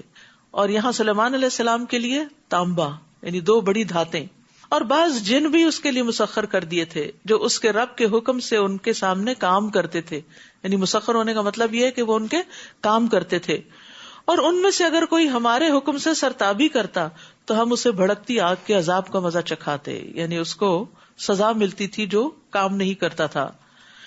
جو کچھ سلیمان چاہتے تھے وہی کچھ وہ جن ان کے لیے بناتے تھے، مثلاً قلعے، مجسمے اور حوض جتنے بڑے لگن اور ایک جگہ جمی رہنے والی دیگیں، کیونکہ ان کے لشکر بہت بڑے تھے تو اتنی بڑی بڑی دیگیں ہوتی تھی کہ جن کو کوئی انسان موو نہیں کر سکتا تھا، اور نہ ہی کوئی انسان بنا بھی سکتا تھا اس دور میں، تو وہ جنوں نے بنائی تھی ان کے لیے۔ اے آل داؤد شکر کے طور پر عمل کرو۔ شکر کے طور پر عمل کون سا ہوتا ہے؟ جس میں اللہ کی اطاعت ہوتی ہے، اور میرے بندوں میں سے کم ہی شکر گزار ہوتے ہیں۔ یاد رکھیے سورت شروع بھی ہوئی ہے الحمدللہ سے، اور یہاں آل داؤد کے شکر کا ذکر ہے۔ حمد کے دو حصے ہوتے ہیں، ایک تعریف ہوتی ہے اور ایک شکر ہوتا ہے، یعنی تم اللہ کی نعمتوں پر شکر ادا کرو، شکر دل سے بھی، شکر زبان سے بھی، اور شکر اعضاء کے ساتھ بھی۔ پھر جب ہم نے سلیمان پر موت کا فیصلہ کر دیا تو جنوں کو گھن کے کیڑے کے سوا کسی چیز نے سلیمان کی موت کا پتہ نہ دیا۔ سبحان اللہ، اتنے بڑے بڑے جن تھے لیکن علم غیب نہیں جانتے تھے کہ سلیمان علیہ السلام فوت ہو چکے ہیں۔ وہ جس طرح ان کو واچ کرتے تھے اور کھڑے ہو کر ان کی سپرویژن کرتے تھے، وہ اسی طرح کھڑے تھے اور جن ان کے آگے لگے ہوئے تھے، کھپے ہوئے تھے، اور وہ کھڑے رہے. جنوں کو نہیں پتا چلا کہ ان کی روح جا چکی ہے, یہ فوت ہو چکے ہیں. جو وہ لاٹھی تھی ان کی جس سے وہ ٹیک لگا کے کھڑے تھے, زمین کے کیڑے یعنی گھن نے اس کو کھانا شروع کیا, اور وہ کھوکھلی ہو کر ٹوٹ کر جب گری تو جنوں کو پتا چلا کہ سلیمان علیہ السلام فوت ہو گئے ہیں. جب وہ گر پڑے تو جنوں پر واضح ہو گیا کہ اگر وہ غیب جانتے ہوتے تو ایسے ذلت کے عذاب میں نہ پڑتے. بڑا زبردست سبق ہے اس میں. بعض لوگ جنوں سے غیب کی خبریں پوچھتے ہیں, تو اس عمل سے بھی پرہیز کرنا چاہیے. جن غیب نہیں جانتے, الا یہ کہ وہ جا کے کوئی چیز دیکھ کے مشاہدے میں ہو تو وہ اس جگہ پہنچ جائیں تو اور بات ہے, لیکن مستقبل کی خبریں ان سے پوچھنا یہ درست نہیں, کیونکہ اگر وہ بتاتے بھی ہو تو بہت جھوٹ بولتے ہیں. جیسے وہ حدیث سے پتا چلتا ہے نا کہ اوپر جاتے ہیں اور پھر وہاں سے کوئی سنگن لے آتے ہیں اور پھر کاہن کو بتاتے ہیں اور وہ 100 جھوٹ ملا کے لوگوں میں عام کر دیتا ہے اس بات کو. بلا شبہ قوم سبا کے لیے ان کے مسکن ہی میں ایک نشانی موجود تھی. یہ قوم سبا وہی تھی جس کی ملکہ بلقیس تھی. اس مسکن کے دائیں بائیں 2 باغ تھے, یعنی جہاں وہ رہتے تھے وہاں باغات تھے. ہم نے انہیں کہا تھا کہ اپنے رب کا دیا ہوا رزق کھاؤ اور اس کا شکر ادا کرو. پاکیزہ اور ستھرا شہر ہے, عمدہ رہنے کی جگہ ہے, اور معاف فرمانے والا رب. فاعرضوا, مگر انہوں نے منہ موڑ لیا, شکر ادا نہیں کیا نعمتوں پر. تو ہم نے ان پر زور کا سیلاب چھوڑ دیا اور ان کے دونوں باغوں کو ایسے 2 باغوں میں بدل دیا جن کے میوے بد مزہ تھے, اور ان میں کچھ پیلو کے درخت تھے, کچھ جھاؤ کے, تھوڑی سی بیریاں تھیں. سارے باغ تباہ ہو گئے اور اس کے بعد بیکار چیزیں بچیں. یہ ہوتا ہے ناشکری کا انجام, یعنی شکر سے اعراض یا منہ موڑنا نعمت کو بدل دینے کا سبب بن جاتا ہے. تو اس لیے جتنی بھی نعمتیں ہیں ان پر اللہ تعالیٰ کا شکر ادا کرنا چاہیے, چاہے وہ ظاہری نعمتیں ہیں یا باطنی نعمتیں ہیں, چاہے آپ کو نظر آتی ہیں, سمجھ آتی ہیں یا نہیں آتی, تو اس طرح کہہ کے بھی دعا کرنی چاہیے کہ یا اللہ جن نعمتوں کو میں جانتی نہیں ان پر بھی تیرا شکر ہے. ہم نے یہ سزا ان کی ناشکری کی وجہ سے دی تھی اور ہم ناشکروں کو ایسا ہی بدلہ دیا کرتے ہیں. تو ناشکری نعمت کی ہلاکت کا باعث ہوتی ہے, اور خاص طور پر خواتین کے بارے میں حدیث میں آتا ہے کہ وہ شکر گزار نہیں ہوتی, یعنی شوہروں کی. تو بندوں کے بھی شکر گزار ہونا چاہیے, کیونکہ من لم یشکر الناس لم یشکر اللہ, جو بندوں کا شکر ادا نہیں کرتا وہ اللہ تعالیٰ کا بھی نہیں کرتا. ہم نے ان کی بستی اور اس بستی کے درمیان جس میں ہم نے برکت رکھی تھی, یعنی فلسطین کی بستی, کھلے راستے پر کئی بستیاں آباد کر دی تھی. یعنی پوری شاہراہ جو جاتی تھی یمن سے شام کی طرف, وہ پورا راستہ آباد تھا, اور ان میں چلنے کی منزلیں مقرر کر دی تھی, یعنی مختلف سپاٹس تھے جن پر لوگ آ کر اپنی بریک لیتے تھے کہ ان میں رات دن بلا خوف و خطر امن سے سفر کرو. مگر وہ کہنے لگے, اے ہمارے رب, ہمارے سفر کی مسافتیں دور کر دے. یہ کہہ کر انہوں نے اپنے آپ پر ہی ظلم کیا, چنانچہ ہم نے انہیں افسانے بنا دیا اور انہیں ٹکڑے ٹکڑے کر دیا. اس میں یقیناً ہر صابر و شاکر کے لیے کئی نشانیاں ہیں. یاد رکھیے, بعض اوقات جب نعمتیں بہت عام ہو جاتی ہیں تو ہم فار گرانٹیڈ لینے لگتے ہیں. ہم سوچتے ہیں کہ یہ شاید ہمارا ہی کمال ہے اور ہم محنت کرتے ہیں اور اس لیے ہمیں یہ سب کچھ ملا ہوا ہے, لیکن اچانک آن کی آن میں سب کچھ بعض اوقات تبدیل ہو کر رہ جاتا ہے. تو اس لیے کبھی غصے میں آ کر, کبھی تکلیف میں کوئی منہ سے ایسا کلمہ نہ نکالے کہ جو نعمتوں کو ختم کرنے کا باعث بنے. بعض اوقات کوئی بیمار ہے یا کوئی غصے میں آپ اس کو کوئی نعمت دیتے اٹھا کے پھینک دیتا ہے, تو یہ بھی ناشکری کا ایک حصہ ہے. بعض اوقات نہیں چاہیے مجھے, بعض اوقات کوئی کہتا ہے یہ چیز بڑی نعمت ہے, ہوگی نعمت, نعوذ باللہ. ایسے الفاظ سے پرہیز کرنا چاہیے, کیونکہ ہم ویسے تو سوچتے نہیں ہم تو کبھی نہیں ناشکری کرتے, ہم تو جو نعمت و شکریہ ادا کرتے ہیں. لیکن یہ ناشکری کیا ناشکری ہے؟ یہ ناشکری غصے کے وقت منہ سے نکلے ہوئے الفاظ, غم کے وقت نکلے ہوئے, یا پھر کسی بھی موقع پر ایسے اکڑ کے بگڑ کے منہ سے نکلے ہوئے الفاظ. تو کسی بھی نعمت کو چھوٹا نہیں سمجھنا چاہیے, حقیر نہیں سمجھنا چاہیے. اور ان لوگوں کے متعلق ابلیس نے اپنا گمان درست پایا, چنانچہ مومنوں کے گروہ کے سوا سب نے اسی کی پیروی کی. اصل میں ابلیس نے جب یہ کہا تھا نا مجھے مہلت دی جائے میں سب لوگوں کو بہکاؤں گا, تو اس کو اتنا یقین نہیں تھا کہ شاید سبھی بہک جائیں گے, لیکن اس کا گمان تھا کہ میں یہ کام کر سکوں گا, اور اس کے گمان کی تصدیق ان لوگوں نے کر دی کہ اس نے اپنا وار چلایا اور وہ چل گیا, جس کا اس کو خود نہیں پتا تھا. اور شیطان قیامت کے دن بھی خطبہ شیطان جو ہے اس میں کیا کہے گا, میں نے وعدہ کیا تھا مگر میں نے خلاف ورزی کی اور میرا تم پہ کوئی غلبہ نہیں تھا. ما کان لی علیکم من سلطان. تو حسن بصری کہتے ہیں شیطان نے ان پر نہ تو تلوار لہرائی اور نہ لاٹھی برسائی, صرف ان سے وعدہ کیا, ان کو آرزویں دلائی تو وہ دھوکے میں پڑ گئے. اور اس نے جو امیجن کیا تھا یا جو سوچا تھا کہ میں اس طریقے سے ان کو بہکا لوں گا تو وہ اس کا وار چل گیا. حالانکہ ابلیس کا ان پر کچھ زور نہیں تھا. یاد رکھیے ہم جو ہر چیز کا بلیم شیطان کو دے کے خود بری ذمہ ہو جاتے ہیں تو اس کے بارے میں بھی سوچنا چاہیے کہ ہم اس کو کتنا جسٹیفائی کر سکتے ہیں. شیطان بہکاتا ہے لیکن وہ ہمیں پکڑ کے کسی غلط راستے پر نہیں لے جا سکتا. وہ انسان کی اپنی ہی مرضی ہوتی ہے اور ہم بعض اوقات ہنستے ہوئے کہہ دیتے وہ شیطان غالب آ گیا تھا اس لیے میں نے کیا. استغفر اللہ. تو اتنی ڈرنے کی بات ہے کہ آپ اتنے کمزور پڑ گئے اور آپ کا ایمان اتنے نچلے درجے پہ چلا گیا کہ شیطان نے آپ کو کنٹرول کر لیا, پوزیس کر لیا اور اپنی مرضی کروا لی. اگر آپ نے شیطان کی مرضی مان لی تو پھر وہ لے کے کہاں جائے گا؟ تو یہ بات کہہ کے بھی شیطان کو خوش نہ کیا کرے کہ وہ شیطان مجھ پہ آ گیا تھا. نہیں, شیطان کو آنے کیوں دیا تھا؟ وہ ہر وقت آس پاس ہوتا ہے لیکن ہمیں اس کو اعوذ باللہ من الشیطان الرجیم کہہ کے دفاع کرتے رہنا چاہیے. حالانکہ ابلیس کا ان پر کچھ زور نہ تھا. یہ سب کچھ اس لیے ہوا تھا کہ ہم معلوم کر لیں کہ کون آخرت پر ایمان لاتا ہے اور کون اس بارے میں شک میں پڑا رہتا ہے. اور آپ کا رب ہر چیز پر نگران ہے, دیکھ رہا ہے. کہیں شاہد کی بات ہے, کہیں نگران کی بات ہے. اے نبی آپ ان سے کہیے کہ جن کو تم اللہ کے سوا الہ سمجھ رہے ہو انہیں پکار کر دیکھ لو. وہ تو آسمانوں اور زمین میں ذرہ بھر بھی اختیار نہیں رکھتے اور نہ ہی ان میں ان کی کچھ شرکت ہے اور نہ ہی ان میں سے کوئی اللہ کا مددگار ہے.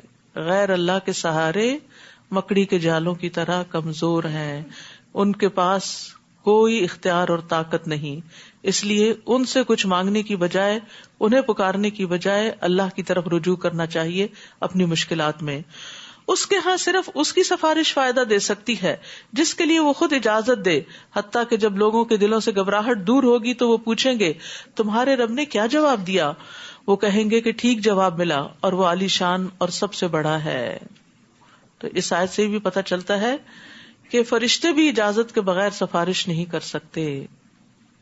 نبی صلی اللہ علیہ وسلم بھی جب اللہ تعالیٰ سے سفارش کی اجازت لیں گے تو سب سے پہلے اللہ تعالیٰ کو دیکھتے ہی سجدے میں گر پڑیں گے, پھر دیر تک سجدے میں ہی رہیں گے اور اللہ تعالیٰ کی حمد کے ایسے کلمات کہیں گے جو اس سے پہلے کبھی نہ کہے ہوں گے.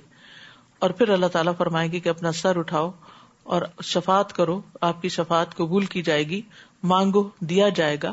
تو آپ فرماتے ہیں پھر میں اپنا سر اٹھاؤں گا اور اپنے رب کی ایسی حمد و ثنا کروں گا جو وہ مجھے سکھائے گا. پھر میں شفاعت کروں گا اور میرے لیے حد مقرر کر دی جائے گی اور میں اس کے مطابق جہنم سے لوگوں کو نکال کر جنت میں لے جاؤں گا. جہنم میں جا چکے ہوں گے وہاں سے نکال کے جنت میں لے جاؤں گا سفارش کی وجہ سے. 1 منٹ کے لیے آگ نہیں برداشت ہوتی. تو اس امید پر کہ نبی صلی اللہ علیہ وسلم سفارش کروا لیں گے اور نکل ہی آئیں گے تو کوئی بات نہیں, اب یہاں دنیا کے کام تو چلاؤ, غلط طریقے سے بھی ہوتے ہیں تب بھی نہیں. انسان کو حد الوسع غلط کاموں سے بچنا چاہیے. انسان ہونے کے ناطے بھول چک ہوتی ہے, بعض اوقات نہ سمجھی ہوتی ہے, ہو جاتے ہیں غلط کام, تو پھر ان کو انڈو کر لینا چاہیے توبہ کر کے. قل من یرزقکم من السماوات والارض, آپ ان سے پوچھئے کہ آسمانوں اور زمین سے تمہیں کون رزق دیتا ہے. آپ کہیے کہ اللہ ہی رزق دیتا ہے اور ہم میں اور تم میں سے ایک فریق کی ہدایت پر یا کھلی گمراہی میں پڑا ہوا ہے. آپ ان سے کہیے کہ اگر ہم جرم کریں تو اس کی باز پرس تم سے نہیں ہوگی اور جو کچھ تم کر رہے ہو اس کی باز پرس ہم سے نہیں ہوگی. آپ کہیے کہ اللہ ہم سب کو اکٹھا کر لے گا, پھر ہمارے درمیان انصاف سے فیصلہ کر دے گا اور وہی فیصلہ کرنے والا ہے اور وہ سب کچھ جاننے والا ہے. آپ ان سے کہیے مجھے وہ ہستیاں دکھاؤ تو صحیح جنہیں تم نے اللہ کا شریک بنا کر اس سے ملا دیا. وہ ہرگز نہ بتا سکیں گے, بلکہ اللہ ہی سب پر غالب اور حکمت والا ہے. وما ارسلناک الا کافۃ للناس بشیرا ونذیرا ولکن اکثر الناس لا یعلمون. اور ہم نے آپ کو تمام لوگوں کے لیے بشارت دینے والا اور ڈرانے والا ہی بنا کر بھیجا ہے, مگر اکثر لوگ جانتے نہیں. نبی صلی اللہ علیہ وسلم کی یہ ایک خاص خصوصیت ہے باقی تمام انبیاء کے مقابلے میں. ہر نبی اپنی قوم کی طرف بھیجا گیا اور آپ ساری انسانیت تک کے لیے, قیامت تک کے لیے, سب کے لیے رسول ہیں. اور یہ لوگ آپ سے کہتے ہیں اگر تم سچے ہو تو یہ وعدہ قیامت کب پورا ہوگا؟ آپ انہیں کہیے تمہارے لیے وعدے کا ایک دن مقرر ہے, تم اس سے گھڑی بھی پیچھے نہ رہ سکو گے اور نہ آگے جا سکو گے. وقال الذین کفروا لن نؤمن بهذا القرآن, اور کافر کہتے ہیں کہ ہم نہ تو اس قرآن پر ایمان لائیں گے اور نہ اس کتاب پر جو اس سے پہلے موجود ہے. کاش آپ ان ظالموں کو دیکھتے جب وہ اپنے رب کے حضور کھڑے ہوں گے اور ایک دوسرے کی بات کا جواب دیں گے. جو لوگ دنیا میں کمزور سمجھے جاتے تھے وہ بڑا بننے والوں سے کہیں گے اگر تم نہ ہوتے تو ہم مومن ہوتے, تم نے ہمیں بہکایا. اور جو بڑے بنتے تھے متکبرین وہ کمزور لوگوں کو جواب دیں گے جب تمہارے پاس ہدایت آ گئی تھی تو کیا ہم نے تمہیں اس سے روکا تھا؟ کوئی بھی ذمہ داری نہیں لے گا. اور بات بھی یہی ہے, ہدایت تو ہمارے پاس آ چکی ہے, قرآن و سنت موجود ہے, پھر ہم کیوں دوسروں کی طرف دیکھتے ہیں اور علم کیوں نہیں حاصل کرتے, خود کیوں نہیں معلوم کرتے کہ کیا درست اور کیا نہیں. بلکہ تم خود ہی مجرم تھے, بل کنتم مجرمین, یعنی تم خود ہی نہیں چاہتے تھے کہ ہدایت کی راہ پر چلو, تو اس لیے تم نے ہمارا سہارا لے لیا کہ یہ بھی غلط کر رہے ہیں, اگر ہم بھی کر لیں گے تو کیا ہو جائے گا. لیکن آج ہم بھی پکڑے ہوئے اور تم بھی پکڑے ہوئے. اور جو کمزور سمجھے جاتے تھے وہ بڑا بننے والوں سے کہیں گے بات یوں نہیں بلکہ یہ تمہاری شب و روز کی چالیں تھی جب تم ہمیں حکم دیتے تھے کہ ہم اللہ کا انکار کریں اور اس کے شریک بنائیں. پھر جب وہ عذاب دیکھیں گے تو اپنی ندامت کو چھپائیں گے اور ہم ان کافروں کی گردنوں میں توق ڈال دیں گے. انہیں ایسا ہی بدلہ دیا جائے گا جیسے وہ کام کیا کرتے تھے.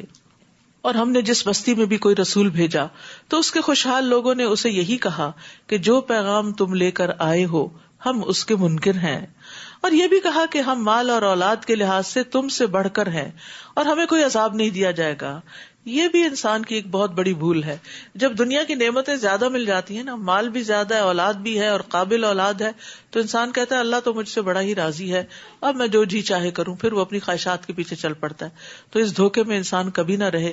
اگر دنیا کا مال زیادہ ملنے لگے تو انسان بھول جائے کہ وہ اللہ کا پیارا ہے اور اب اس سے کوئی پوچھ نہیں ہوگی. اور تمہارے اموال اور اولاد ایسی چیزیں نہیں ہیں جن سے تم ہمارے ہاں مقرب بن سکو. آپ ان سے کہیے رزق تو میرا رب جس کے لیے چاہتا ہے فراخ کر دیتا ہے اور جس کے لیے چاہتا ہے کم بھی کر دیتا ہے, لیکن اکثر لوگ جانتے نہیں. یعنی یہ تو رب کا فیصلہ ہے. یعنی کسی کو مال زیادہ دیا ہے تو اللہ نے اپنے جناب سے دیا ہے, اسے انسان کو اپنی قابلیت نہیں سمجھنا چاہیے. قارون نے سمجھا تھا نا اس کو اپنی قابلیت کہ انما اوتیتہ علی علم عندی, میں تو علم کی بنا پر دیا گیا ہوں جو مجھے ملا ہے. تو اگر کوئی شخص اس زوم میں رہے کہ میرے علم کی بنا پر ہی مجھے سب کچھ ملا ہے تو یہ بھی ایک دھوکہ ہے. جب تک اللہ کا اذن نہ ہو انسان کچھ بھی حاصل نہیں کر سکتا. بہت سارے علم والے ڈگریاں لیے پھرتے ہیں لیکن رزق سے محروم ہیں. آپ ان سے کہیے رزق تو میرا رب جس کے لیے چاہتا ہے فراخ کرتا ہے, اور تمہارے اموال اور اولاد ایسی چیزیں نہیں جن سے تم ہمارے ہاں مقرب بن سکو. یعنی تمہارے اولاد اور مال اگر زیادہ ہے, یہ بہت وافر اور قابل ہے, تو یہ کوئی کرائیٹیرین نہیں کہ تم اس کی وجہ سے اللہ کے بہت قریب ہو. ہاں جو شخص ایمان لائے اور نیک عمل کرے وہ مقرب بن سکتا ہے. جو ایمان لا کے نیک عمل کرتا ہے پھر وہ اپنی اولاد کو بھی نیکی کے رستے پہ لگاتا ہے, وہ اس کے لیے صدقہ جاریہ بنتی ہے, اور اپنے مال کو بھی دین کے رستے میں خرچ کرتا ہے, اللہ کی رضا کے کاموں میں خرچ کرتا ہے, اللہ کی نافرمانی میں خرچ نہیں کرتا, اسراف نہیں کرتا, فضول خرچی نہیں کرتا, تو وہ مال بھی اس کو اللہ کا قرب عطا کرتا ہے. یہی لوگ ہیں جنہیں ان کے اعمال کا دگنا صلہ ملے گا. دگنا کیوں ملے گا؟ کیونکہ ایک تو اپنے عمل کا اور ایک اپنے مال اولاد کو نیک کاموں میں لگانے کا, اور وہ بالا خانوں میں امن سے رہیں گے. اور جو لوگ ہماری آیات کو نیچا دکھانے میں زور صرف کر رہے ہیں, یعنی ان کے اوپر تنقید کرتے رہتے ہیں اور ان کے معنی بدلتے رہتے ہیں, انہیں عذاب میں حاضر کیا جائے گا. ان سے پوچھا جائے گا کہ تمہیں کس نے اجازت دی تھی کہ تم ان کو اپنے منمانے مطلب پہناؤ یا ان کو لوگوں کی نگاہ میں کم قدر کر دو. قل ان ربی یبسط الرزق لمن یشاء من عبادہ ویقدر, آپ ان سے کہیے میرا رب اپنے بندوں میں سے جس کے لیے چاہے رزق فراخ کر دیتا ہے. تو رزق کس سے مانگنا چاہیے؟ پھر اللہ سے مانگنا چاہیے. اور جس کے لیے چاہتا ہے کم کر دیتا ہے, یعنی زیادہ ہونے کے بعد پھر تھوڑا کر دیتا ہے. اور جو کچھ تم خرچ کرتے ہو تو وہی اس کی جگہ تمہیں اور دیتا ہے, اور وہی سب سے بہتر رازق ہے. اور یہ ایک بڑی حقیقت ہے کہ انسان جب سے پیدا ہوا خرچ ہی کر رہا ہے نا اپنے اوپر. تو جتنا آج تک خرچ کیا اگر اس سب کو جمع کر لیا جائے, کسی طریقے سے اس کا حساب لگایا جائے, کیا وہ پیدائش کے وقت آپ کے اکاؤنٹ میں جمع تھا؟ نہیں. جو آپ آگے بڑھتے رہے اللہ تعالیٰ آپ کے لیے رزق کے اسباب پیدا کرتا رہا اور آپ اپنے اوپر اور دوسروں پر خرچ کرتے رہے. تو آئندہ مستقبل میں بھی انسان کو محنت کوشش کر کر رب سے رزق مانگتے رہنا چاہیے, لیکن پریشان نہیں ہونا چاہیے کیونکہ یہ اللہ ہی کا فیصلہ ہوتا ہے. وما انفقتم من شیء فهو يخلفه وهو خیر الرازقین, اور جو کچھ تم خرچ کرتے ہو تو وہی اس کی جگہ تمہیں اور دے دیتا ہے، اور وہ سب سے بہتر رازق ہے. یعنی خرچ کرنے پر مختلف طریقوں سے بدلہ مل جاتا ہے. یعنی جب آپ نکالتے ہیں تو کس طرح آپ کے اوپر لوٹتا ہے؟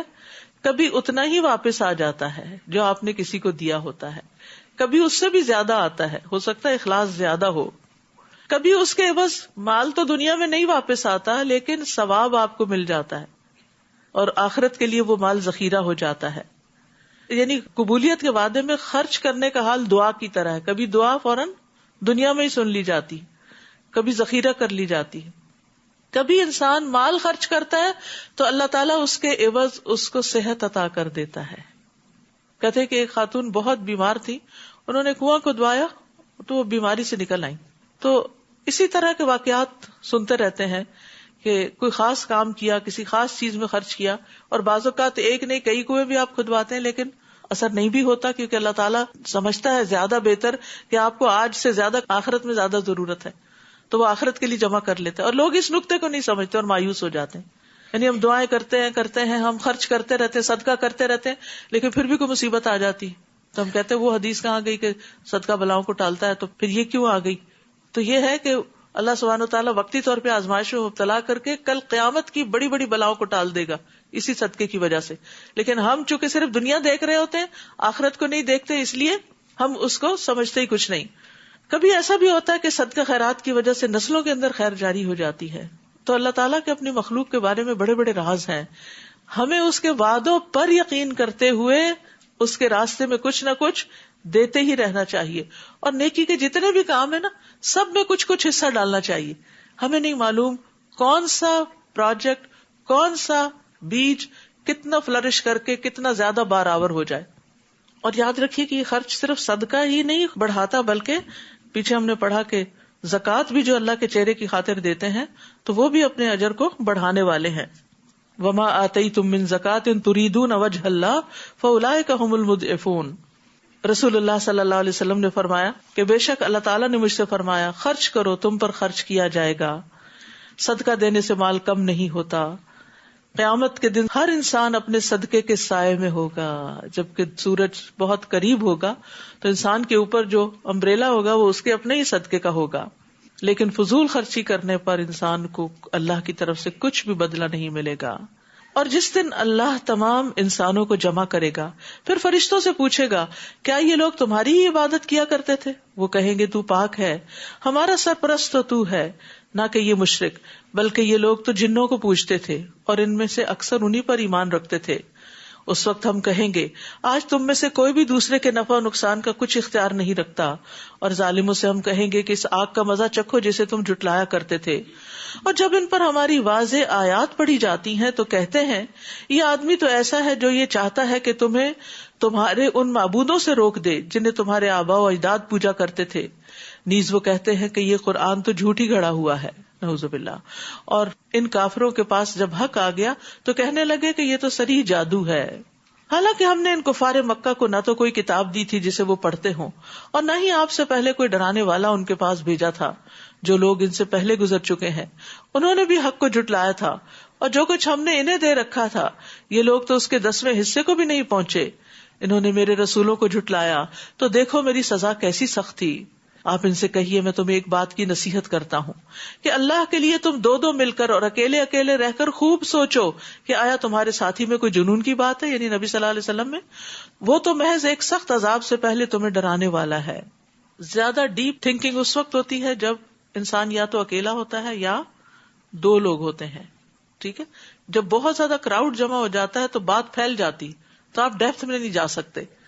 تو اس لیے اہم باتوں میں میٹنگز بہت چھوٹی ہونی چاہیے، کم لوگوں پر مشتمل ہونی چاہیے تاکہ انسان بہت سے پہلوؤں پر غور کر سکے. آپ ان سے کہیے اگر میں نے تم سے کوئی اجرت مانگی تو وہ تم ہی رکھو، میرا اجر تو اللہ کے ذمہ ہے اور وہ ہر چیز پر گواہ ہے. آپ انہیں کہہ دیجئے میرا رب حق کے ساتھ باطل پر ضرب لگاتا ہے اور وہ سب چھپی باتوں کو جاننے والا ہے. آپ کہیے کہ حق آ گیا اور باطل نے نہ تو پہلی بار کچھ کیا تھا نہ دوبارہ کچھ کر سکے گا. آپ ان سے کہیے کہ اگر میں راہ بھولا ہوا ہوں تو اس بھول کا وبال مجھ پر ہوگا، اور اگر میں سیدھی راہ پر گامزن ہوں تو اس کی وجہ یہ ہے کہ میرا رب میری طرف وحی کرتا ہے، وہ یقیناً سب کچھ سننے والا اور قریب ہے. اور کاش آپ دیکھیں جب وہ گھبرائے ہوئے ہوں گے تو بچ نہ سکیں گے بلکہ قریبی سے پکڑ لیے جائیں گے اور کہیں گے کہ اب ہم اس پر ایمان لے آئے، اور اتنے دور مقام سے اب انہیں ایمان حاصل کرنا کہاں سے میسر ہوگا، حالانکہ اس سے پہلے وہ دنیا میں انکار کر چکے تھے اور بن دیکھے اندھیرے میں انہیں بہت دور کی سوچتی تھی، اور اس وقت ان کے اور ان کی خواہش کی چیزوں کے درمیان پردہ حائل کر دیا جائے گا، جیسا کہ ان سے پہلے ان کے ہم جنسوں سے یہی سلوک کیا گیا تھا، وہ بھی ایسے شک میں پڑے ہوئے تھے جو انہیں بے چین کیے ہوئے تھا۔ سورۃ فاطر۔ بسم اللہ الرحمن الرحیم الحمد للہ فاطر السماوات والارض جاعل الملائکۃ رسلا اولی اجنحۃ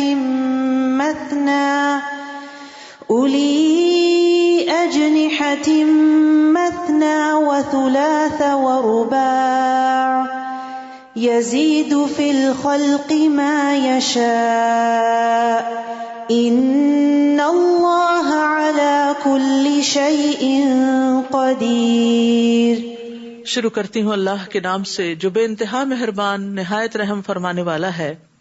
سب تعریف اس اللہ کے لیے ہے جو آسمانوں اور زمین کو پیدا کرنے والا اور فرشتوں کو پیغام رساں بنانے والا ہے۔ فرشتے جن کے 2 2 3 3 اور 4 4 بازو ہیں، وہ اپنی مخلوق کی ساخت میں جیسے چاہے اضافہ کر دیتا ہے کیونکہ وہ ہر چیز پر قادر ہے۔ ہم نے تو فرشتوں کو نہیں دیکھا، لیکن اللہ سبحانہ وتعالیٰ نے ان کی یہ ڈسکرپشن ہمیں بتا دی ہے کہ ان میں بھی درجات ہیں، اور جبریل علیہ السلام کے تو 600 پر تھے۔ رسول اللہ صلی اللہ علیہ وسلم نے فرمایا، میں نے سدرۃ المنتہا کے پاس جبریل کو دیکھا، ان کے 600 پر تھے جن سے موتی اور یاقوت جھڑ رہے تھے، اور ان کے پروں میں طاقت بھی بہت ہوتی ہے۔ پرندوں کے پر ہلکے پھلکے ہوتے ہیں نا، فیدر ہلکی چیز کے لیے استعمال ہوتا ہے، لیکن فرشتوں کے پر بڑے مضبوط ہوتے ہیں۔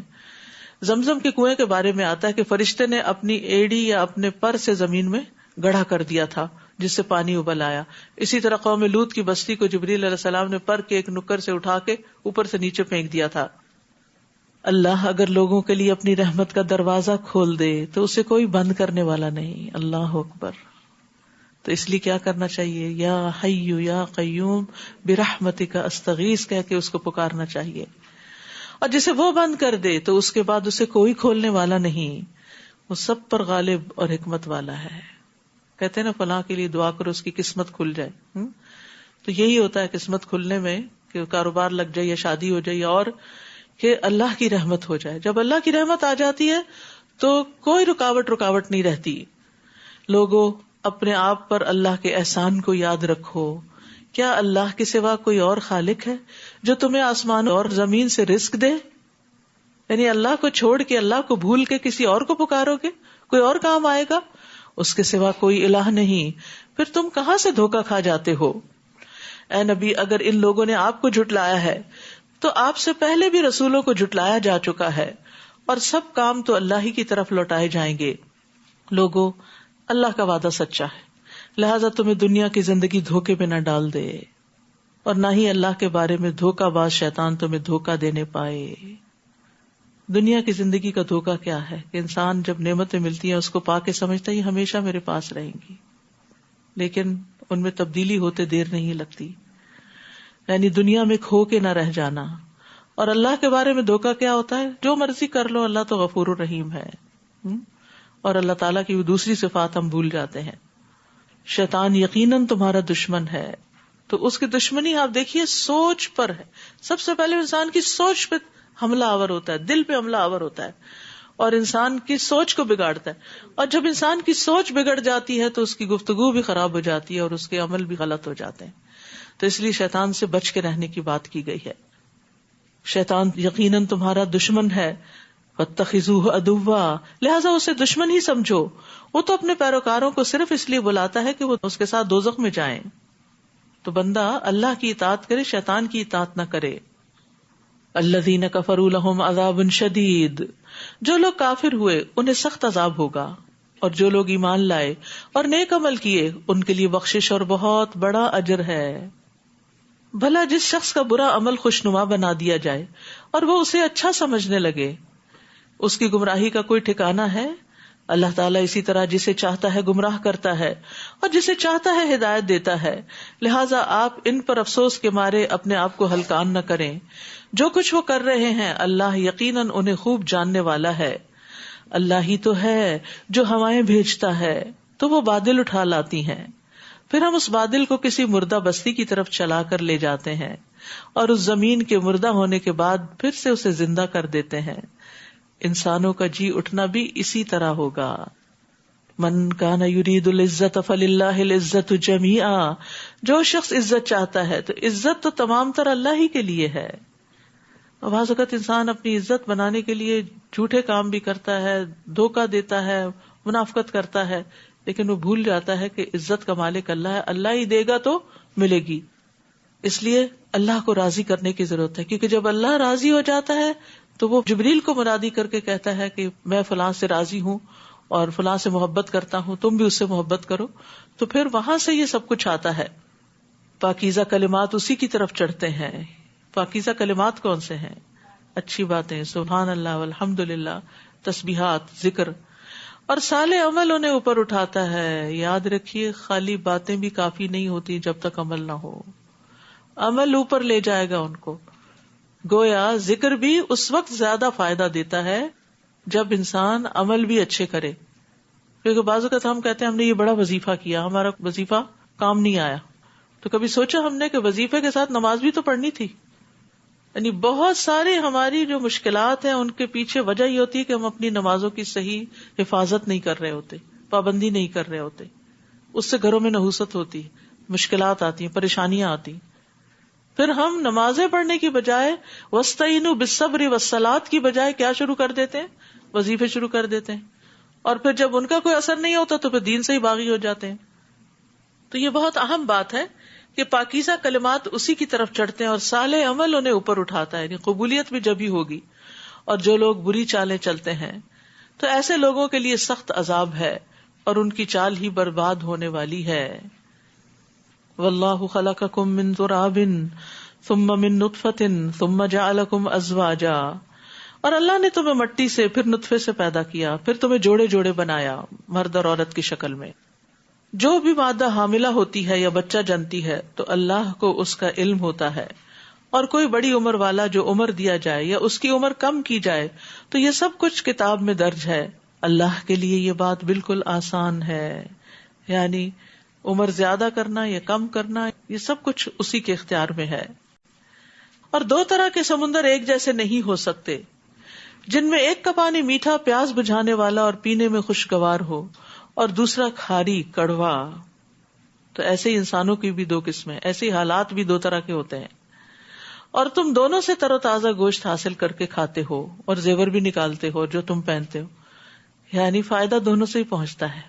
بعض اوقات جو لوگ ہمیں تکلیف دیتے ہیں ان سے فائدے بھی بہت پہنچتے ہیں. اور اسی سمندر میں تم دیکھتے ہو کہ کشتیاں پانی کو چیرتی پھاڑتی چلی جا رہی ہیں تاکہ ایسے سفر سے تم اللہ کا فضل تلاش کرو اور اس کا شکر ادا کرو. وہ رات کو دن اور دن کو رات میں داخل کرتا ہے. اس نے سورج اور چاند کو مسخر کیا ہے. ہر ایک ایک مقرر مدت تک چلتا رہے گا. یہ ہے اللہ کی شان جو تمہارا رب ہے. اسی کی بادشاہی ہے اور اسے چھوڑ کر جنہیں تم پکارتے ہو وہ تو کھجور کی گٹلی کے ایک چھلکے کے بھی مالک نہیں. غیر اللہ کی تو اتنی بھی ملکیت نہیں. پھر آپ کہیں گے یہ جو ہمارے پاس سب کچھ ہے یہ بھی تو ہماری ملکیت ہے. نہیں، اصل میں اس کا بھی مالک اللہ ہی ہے. یہ وقتی طور پر ہمارے ہاتھ میں ہے. اگر تم انہیں پکارو تو وہ تمہاری پکار سن نہیں سکتے. پتھر کے بت کہاں سے سنیں گے؟ قبر میں پڑے ہوئے مردے کہاں سے سنیں گے؟ اور اگر سن بھی لیں تو تمہیں جواب نہیں دے سکتے. یعنی تمہارا مطالبہ پورا نہیں کر سکتے، تمہاری مدد نہیں کر سکتے. اور قیامت کے دن تو وہ تمہارے شرک کا انکار ہی کر دیں گے. اور اللہ خبیر کی طرح آپ کو کوئی دوسرا صحیح خبر نہیں دے سکتا. تو جو اللہ نے خبر دی ہے اس پہ یقین کر لو کہ حالات اور معاملہ ایسا ہی ہے. یا ایھا الناس انتم الفقراء الی اللہ واللہ هو الغنی الحمید. اے لوگو تم سب اللہ کے محتاج ہو اور اللہ ہر چیز سے بے نیاز اور حمد کے لائق ہے.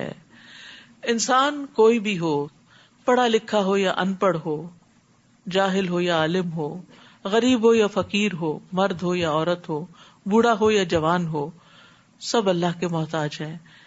ہم سب محتاج تھے دنیا میں آتے وقت بھی، کہ اللہ نے پیدا کیا، زندگی دی تو زندگی ملی، اور آج یہ روح ہمارے اندر ہے کہ ہم چلتے پھرتے، کھاتے پیتے، بولتے، سنتے، سمجھتے ہیں. اور اگر اللہ یہ روح نکال کے لے جائے تو بھی ہم اللہ کے محتاج ہیں، کیونکہ وہی جیسا چاہے گا معاملہ کرے گا. اور قیامت کے دن بھی اللہ ہی کے محتاج ہیں. تو ہر حال میں اور ہر موقع پر اللہ کی محتاجی ہے. وہی پار لگائے تو پار لگ سکتے ہیں. تو اس لیے اللہ کے سامنے عاجز ہی رہنا چاہیے.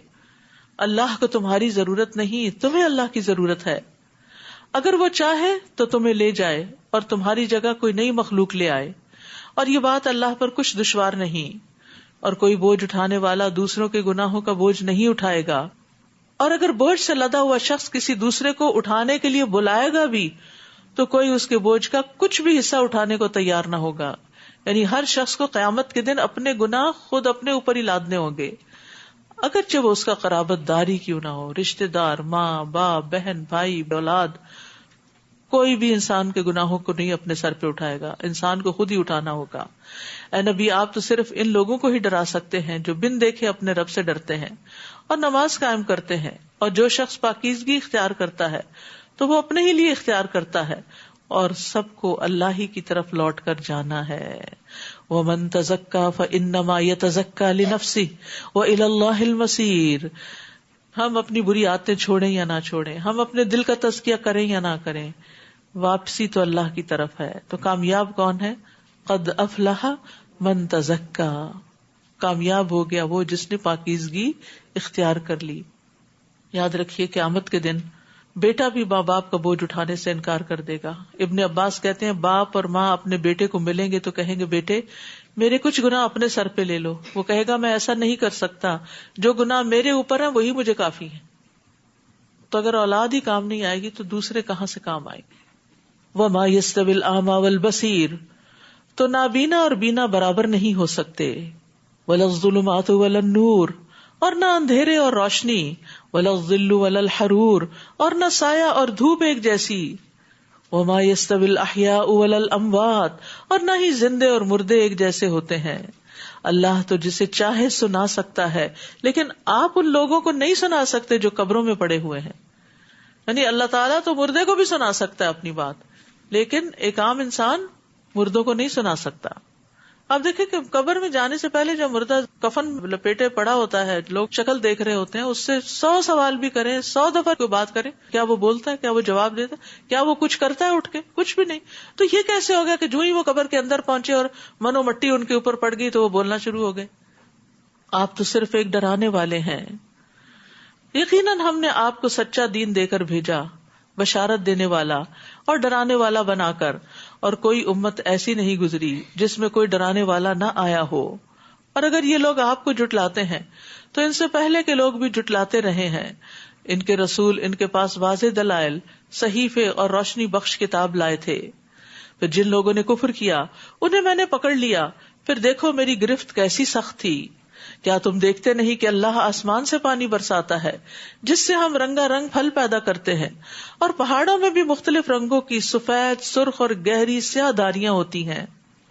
اللہ تعالیٰ کائنات کی نشانیاں دکھا رہا ہے. اور اسی طرح انسانوں، جانوروں اور مویشیوں کے بھی رنگ مختلف ہیں. یعنی یہ کائنات جو ہے یہ اختلاف پر قائم ہے، اس میں ویرائٹی ہے، اس میں ڈفرینسز ہیں، اس میں کنٹراسٹ ہیں، اس میں کنٹراڈکشنز ہیں.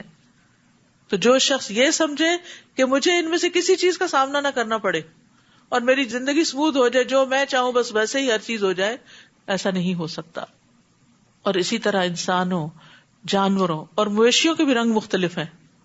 بے شک اللہ کے بندوں میں سے اس سے ڈرتے ہیں جو علم رکھتے ہیں.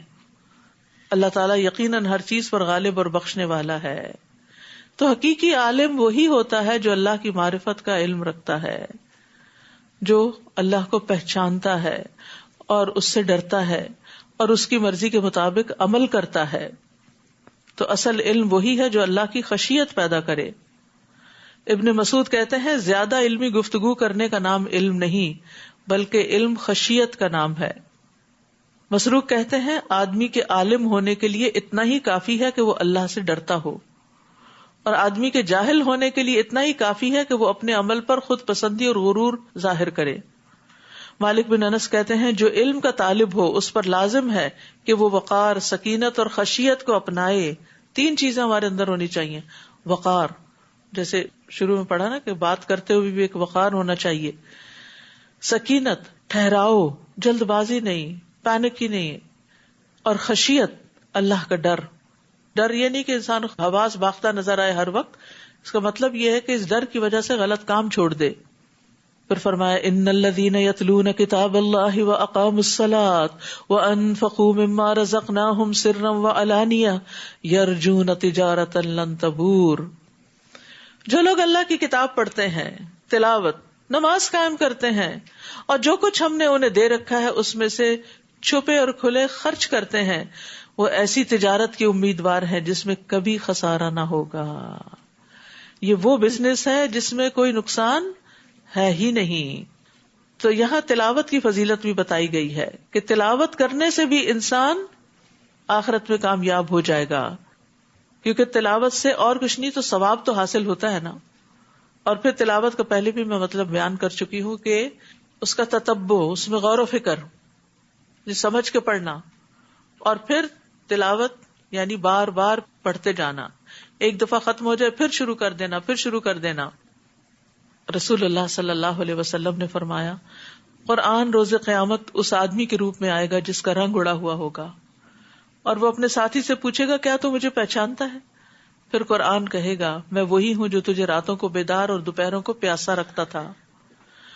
یقیناً ہر تاجر اپنی تجارت کے پیچھے ہوتا تھا اور میں آج ہر تاجر کو چھوڑ کے تیرے لیے ہوں. پھر اسے دائیں ہاتھ میں بادشاہت اور بائیں ہاتھ میں ہمیشگی دے دی جائے گی. تو اس لیے انسان کو قرآن پڑھتے رہنا چاہیے، اور اتنا پڑھنا چاہیے کہ واقعی منہ سوکھ جائے. اور قرآن دل کی بہار اور غم کو دور کرنے کا بھی ذریعہ ہے، جیسے وہ دعا سکھائی گئی ہے نا. رسول اللہ صلی اللہ علیہ وسلم نے فرمایا کسی شخص کو جب بھی کوئی غم اور دکھ لاحق ہو تو وہ یہ کلمات کہہ لے تو اللہ تعالیٰ اس کا غم دور کر دیں گے، دکھ دور کر دیں گے اور اس کی جگہ کشادگی پیدا کر دیں گے. کسی نے پوچھا یا رسول اللہ کیا ہم اس دعا کو سیکھ نہ لیں؟ فرمایا کیوں نہیں، جو بھی اس دعا کو سنے اس کے لیے مناسب ہے کہ اسے سیکھ لے. اللہم انی عبدک وابن عبدک وابن امتک ناصیتی بیدک ماض فی حکمک عدل فی قضاؤک اسألک بکل اسم ہوا لک، آخر تک. یہ دعا ایاک نستعین میں رنج و غم کی دعاؤں میں موجود ہے، الگ سے کارڈ بھی موجود ہے. تو ہم میں سے کون ہے جو رنج و غم کا شکار نہ ہوتا ہو؟ اور کچھ لوگ زیادہ تر شکار رہتے ہیں اور تھوڑی دیر آرام پاتے ہیں. تو انہیں کثرت سے یہ دعا پڑھتے رہنا چاہیے تاکہ ایسے لوگوں کو اللہ تعالیٰ ان کا پورا پورا اجر دے اور وہ اپنی مہربانی سے کچھ زیادہ بھی دے. بلا شبہ وہ معاف کرنے والا ہے، قدردان ہے. اور اے نبی جو کتاب ہم نے آپ کی طرف وحی کی ہے وہی حق ہے جو اپنے سے پہلی کتابوں کی تصدیق کرتی ہے. بلا شبہ اللہ تعالیٰ اپنے بندوں سے باخبر اور انہیں دیکھنے والا ہے. ثم اورثنا الكتاب الذين اصطفينا من عبادنا فمنهم ظالم لنفسه ومنهم مقتصد ومنهم سابق بالخيرات بإذن الله ذلك هو الفضل الكبير. پھر ہم نے ان لوگوں کو کتاب کا وارث بنایا جنہیں ہم نے اس وراثت کے لیے اپنے بندوں میں سے چن لیا. اس کتاب کا وارث یعنی اس کتاب کو پڑھنے والے، اس کتاب کو سمجھنے والے، اس کتاب کی خدمت کرنے والے، اس کتاب پر ایمان لانے والے. پھر ان میں سے کوئی تو اپنے آپ پر ظلم کرنے والا ہے یعنی گناہ کرنے والا، کوئی میانہ رو ہے، درمیانی چال چلتا ہے، اور کوئی اللہ کے اذن سے نیکیوں میں آگے نکل جانے والا ہے. یہی بہت بڑا فضل ہے. تو ظالم لنفسی کون ہے جس کا پہلے ذکر کیا گیا؟ جو نافرمانیوں کا ارتکاب کرتا ہے، قرآن کے مطابق عمل نہیں کرتا. اور مقتصد جو درمیان میں ہے، اور سابق جو سنتا ہے وہ کر گزرتا ہے. سباق عربی زبان میں دوڑ لگانے کو کہتے ہیں. تو سابق وہ ہے جو دنیا میں اللہ کے راستے پہ دوڑ رہا ہے، دوڑتے دوڑتے آخرت میں بھی پل صراط پار کر کے اللہ کی جنت میں پہنچ جائے گا. تو یہ اعلیٰ درجے کے لوگ ہیں. اب آپ بھی کتاب کے وارث ہیں، آپ کو بھی اللہ نے کتاب سے روشناس کرا دیا. سوچیں آپ کس درجے پر ہیں، درمیانی چال چل رہے ہیں یا تیز دوڑ رہے ہیں؟ صرف جو کر رہے ہیں اسی پہ راضی نہیں، اور کرنے کی تمنا رکھتے ہیں اور کوشش میں بھی لگے رہتے ہیں، اور جو بھی حکم ملتا ہے اس پر عمل کی کوشش کرتے ہیں. کیونکہ درمیان میں کبھی انسان ادھر لڑکتا ہے کبھی ادھر لڑکتا ہے، لیکن اگر دوڑ لگانے کی سوچے تو انشاءاللہ اس سے فائدہ یہ ہوگا کہ اگر سابقون میں سے اللہ نہ کرے نہ بھی صحیح تو ظالموں میں نہ شمار ہوں. ظالم وہ ہوتا ہے جو حق نہیں دیتا کسی کا، تو جو کتاب کا حق نہیں دیتے وہ پھر ظالم شمار ہوتے ہیں. تو جن پہ یہ فضل کبیر ہے، بہت بڑا فضل ہے، وہ ہمیشہ رہنے والے باغات میں داخل ہوں گے.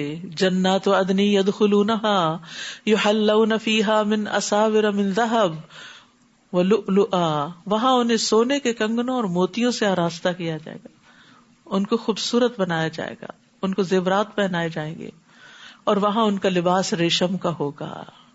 دنیا میں یہ دونوں چیزیں مردوں کے لیے حرام ہیں، لیکن جنت میں حلال ہوں گی، اور عورتوں کے لیے تو آبویسلی ہوں گی ہی. وہاں پہنچ کر وہ کیا کہیں گے؟ وقالوا الحمد للہ، الحمد للہ. سورۃ فاطر کے شروع میں بھی الحمد للہ آتا. الحمد للہ الذی اذہب عنا الحزن ان ربنا لغفور شکور.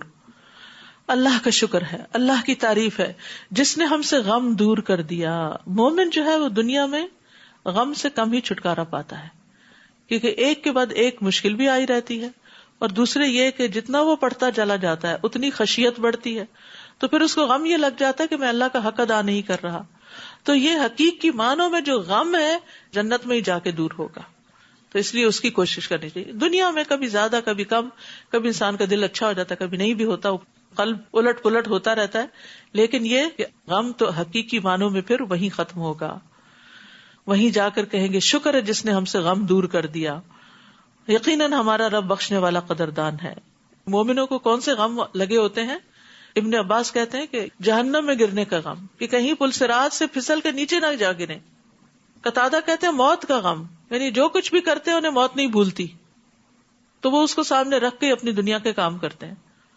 مقاتل کہتے ہیں کہ وہ اس بات کا غم کرتے ہیں کہ انہیں یہ نہیں پتا تھا کہ اللہ ہمارے ساتھ کیا معاملہ کرے گا، کیا بنے گا ہمارا، ہماری نیکیاں قبول ہوں گی یا نہیں. اکرمہ کہتے ہیں گناہوں اور برائیوں کا غم، اللہ بہت قصور کر لیے، اور نیکیوں کے ضائع ہونے کا خوف. تو جو ایمان والے ہوتے ہیں ان کے دلوں کی یہ حالت ہوتی ہے. جو دنیا میں غم کریں گے وہ جنت میں غم سے آزاد ہو جائیں گے، اور جو دنیا میں بے خوف ہو کے زندگی بسر کر رہے ہیں پھر انہیں کل پشیمانی کا سامنا ہوگا. لہذا دنیا میں ایک مومن کانشیس، محتاط، فکر مند، الرٹ ہو کے زندگی بسر کرتا ہے. اس کے برعکس جہنمیوں کے لیے جب موت کو ذبح کر دیا جائے گا تو ان کے غم میں اضافہ ہو جائے گا، اتنا کہ حدیث میں آتا ہے کہ اگر وہ مر سکتے غم سے تو مر جاتے. تو یہ بہت بڑا فرق واقع ہو جائے گا ایمان والوں کا اور نہ ماننے والوں کا. الذی احلنا دار المقامت من فضلہ، کس بات کا شکر ادا کریں گے؟ شکر اللہ کا جس نے اپنے فضل سے ہمیں ہمیشہ رہنے کے گھر میں لا اتارا. لا یمسنا فیہا نصب، جہاں ہمیں کوئی مشقت اٹھانی نہیں پڑتی. ولا یمسنا فیہا لغوب، اور نہ یہاں کوئی تھکاوٹ لاحق ہوتی ہے. دنیا میں تو جتنا بڑا گھر اتنا زیادہ کام، اتنی زیادہ تھکاوٹ. لیکن جنت جتنی بھی بڑی ہے اس کے اندر جا کے کوئی کام نہیں کرنا پڑے گا. وہ کام اب کر رہے ہیں آپ اس وقت، یہاں محنت کر کر کے آگے بھیج رہے ہیں. جب آگے جائیں گے تو صرف عیش و عشرت ہی ہوگی. والذین کفروا لهم نار جہنم لا یقضى علیہم فیموتوا ولا یخفف عنہم من عذابها کذلک نجزی کل کفور. اور جن لوگوں نے کفر کیا ان کے لیے جہنم کی آگ ہے، نہ تو ان کا کام تمام کیا جائے گا کہ وہ مر جائیں، اور نہ ہی ان سے جہنم کا عذاب ہلکا کیا جائے گا. ہم ہر ناشکرے کو ایسی ہی سزا دیا کرتے ہیں. استغفر اللہ.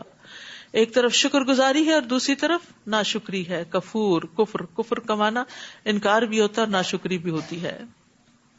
وہاں وہ چیخ چیخ کر کہیں گے اے ہمارے رب ہمیں اس سے نکال کے ہم نیک عمل کریں، ویسے نہیں جیسے پہلے کرتے تھے.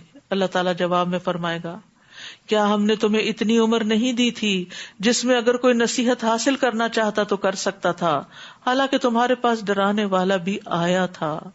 اب عذاب کا مزہ چکھو، یہاں ظالموں کے لیے کوئی مددگار نہیں.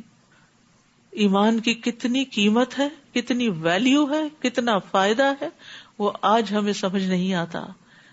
جب وہ تڑپیں گے کہ ہم دنیا میں جائیں تو کفر کے بدلے ایمان لے آئیں اور پیغمبروں کی اطاعت کریں. لیکن جہنمیوں کی پکار بالکل بے فائدہ ہوگی. حضرت عبداللہ ابن عمر کہتے ہیں کہ جہنمی لوگ مالک یعنی داروغہ جہنم کو پکاریں گے تو وہ انہیں 40 سال جواب نہیں دے گا. وہ چیخیں گے، چلائیں گے، یا مالک یا مالک، لیکن وہ ان کو دیکھے گا بھی نہیں. 40 سال کے بعد جب بولے گا تو کہے گا انکم ماکثون، تم ادھر ہی رہنے والے ہو، مت چیخو چلاؤ، یہیں رہو گے، کوئی فائدہ نہیں بلانے کا. پھر وہ اپنے رب کو پکاریں گے، کہیں گے اے ہمارے رب ہمیں اس سے نکال، اگر ہم اس طرح دوبارہ کریں تو ہم ظالموں میں ہوں گے. تو اللہ تعالیٰ ان کو اتنی مدت جواب نہیں دے گا جتنی دنیا کی مدت تھی. پھر وہ فرمائے گا اسی میں ذلیل ہو کر پڑے رہو اور کوئی بات نہ کرو. پھر وہ لوگ مایوس ہو جائیں گے، مایوس، پھر کچھ بننے والا نہیں. اس لیے کتنا ضروری ہے کہ انسان خود بھی ناشکری سے بچے، کفر سے بچے، اور دوسروں کو بھی بچانے کی فکر کرے، کیونکہ جہنم کا عذاب بڑا ہی سخت ہے. ان عذابھا کان غراما. اللہ تعالیٰ یقیناً آسمانوں اور زمین کی چھپی چیزوں کو جاننے والا ہے. وہ تو دلوں کے راز تک خوب جانتا ہے. وہی تو ہے جس نے تمہیں زمین میں جانشین بنایا. پھر جو کوئی کفر کرے تو اس کے کفر کا وبال اسی پر ہے. کون سا وبال؟ یہ ابھی جو پیچھے پڑا. اور کافروں کا کفر ان کے رب کے ہاں اس کا غضب ہی بڑھاتا ہے، یا پھر کافروں کا کفر خسارے میں ہی اضافہ کرتا ہے. تو دنیا میں ایمان والے جب عمل صالح کرتے ہیں تو ان کا ایمان اور عمل صالح ان کو آخرت میں اور فائدہ دے گا. اور کفر والوں کی اگر زندگی لمبی ہوتی ہے تو ان کا کفر ان کو اور زیادہ نقصان دے گا. آپ ان کافروں سے کہیے اپنے ان شریکوں کو تو ذرا دیکھو جنہیں تم اللہ کے سوا پکارتے ہو، اور مجھے بتاؤ کہ انہوں نے زمین کا کون سا حصہ پیدا کیا ہے، یا آسمانوں میں ان کی شراکت ہے، یا ہم نے انہیں کوئی ایسی تحریر دی ہے جس کی روح سے وہ کوئی واضح دلیل رکھتے ہیں. ان میں سے تو کوئی بات بھی نہیں، بلکہ یہ ظالم ایک دوسرے کو دھوکے کے وعدے دیتے رہے ہیں. اللہ تعالیٰ ہی یقیناً آسمانوں اور زمین کو تھامے ہوئے ہے کہ کہیں وہ اپنی جگہ سے ہٹ نہ جائیں. سبحان اللہ، اللہ نے ہمارے جینے کا کیسا انتظام کر رکھا ہے. اور اگر وہ ہٹ جائیں تو اس کے بعد انہیں کوئی بھی اپنی جگہ پہ برقرار نہیں رکھ سکتا. بلا شبہ وہ بڑا بردبار اور معاف کرنے والا ہے.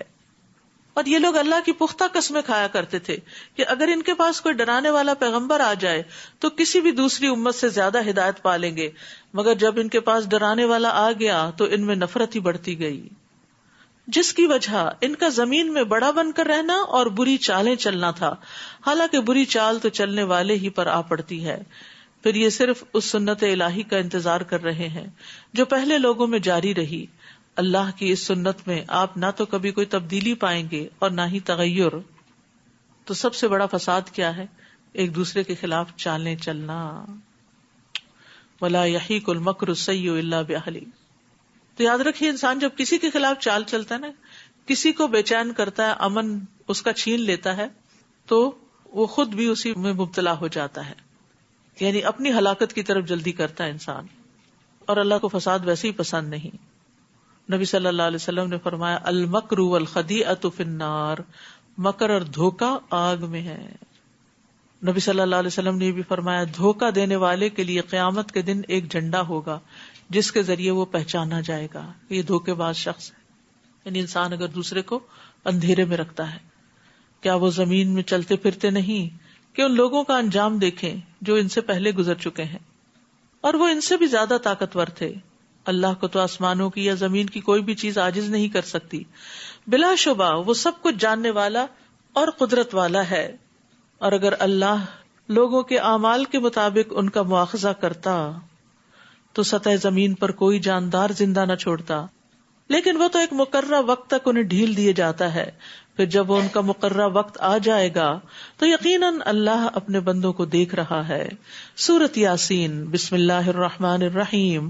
یاسین والقرآن الحکیم انک لمن المرسلین علی صراط مستقیم تنزیل العزیز الرحیم.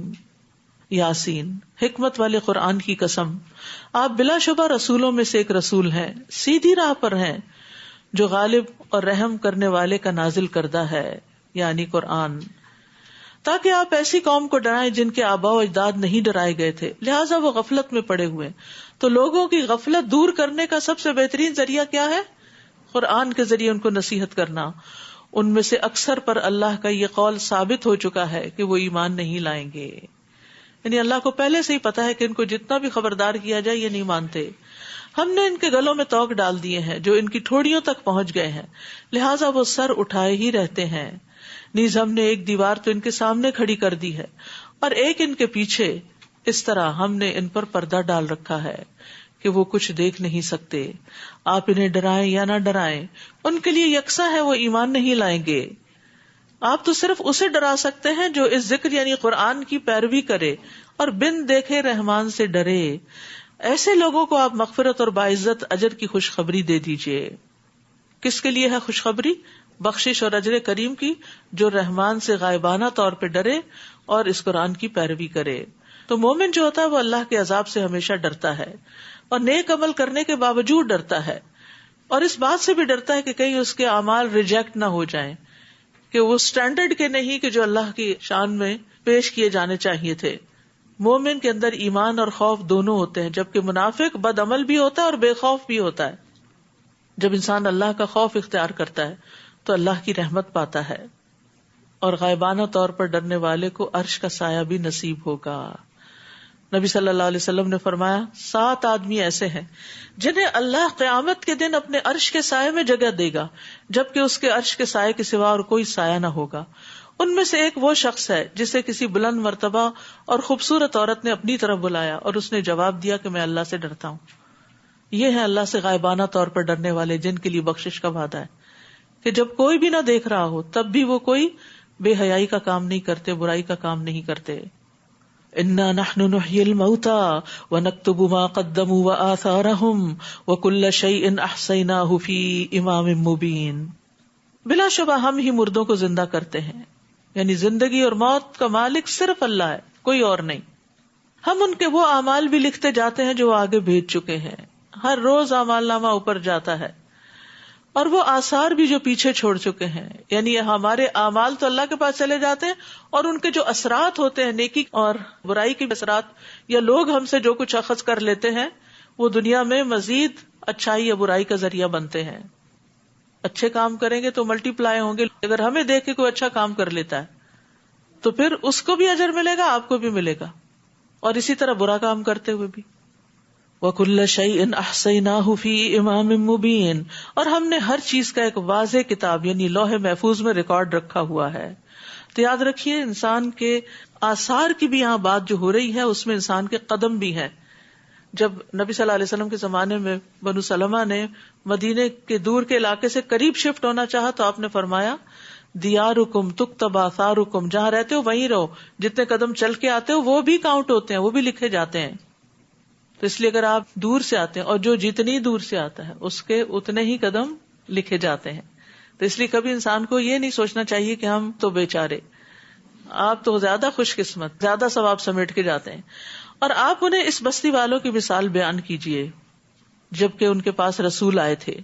جب ہم نے ان کی طرف 2 رسول بھیجے تو انہوں نے ان دونوں کو جھٹلا دیا.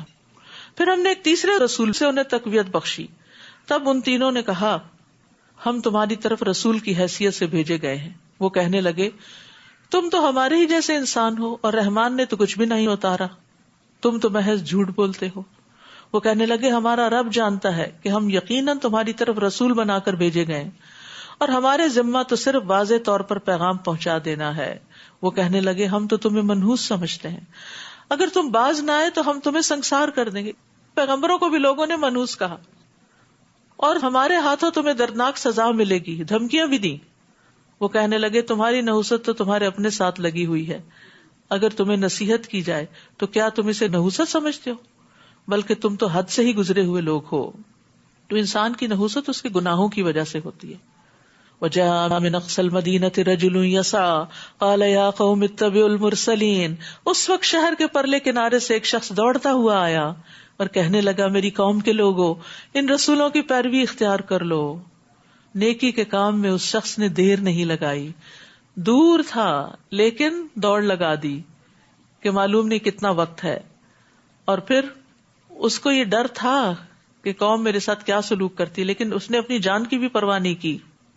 تو یاد رکھیے دوسروں کو خوشخبری دینے میں، دوسروں کو اچھی بات بتانے میں دیر نہیں کرنی چاہیے، بس حکمت ہونی چاہیے، لیکن میسج کنوے کرتے جانا چاہیے.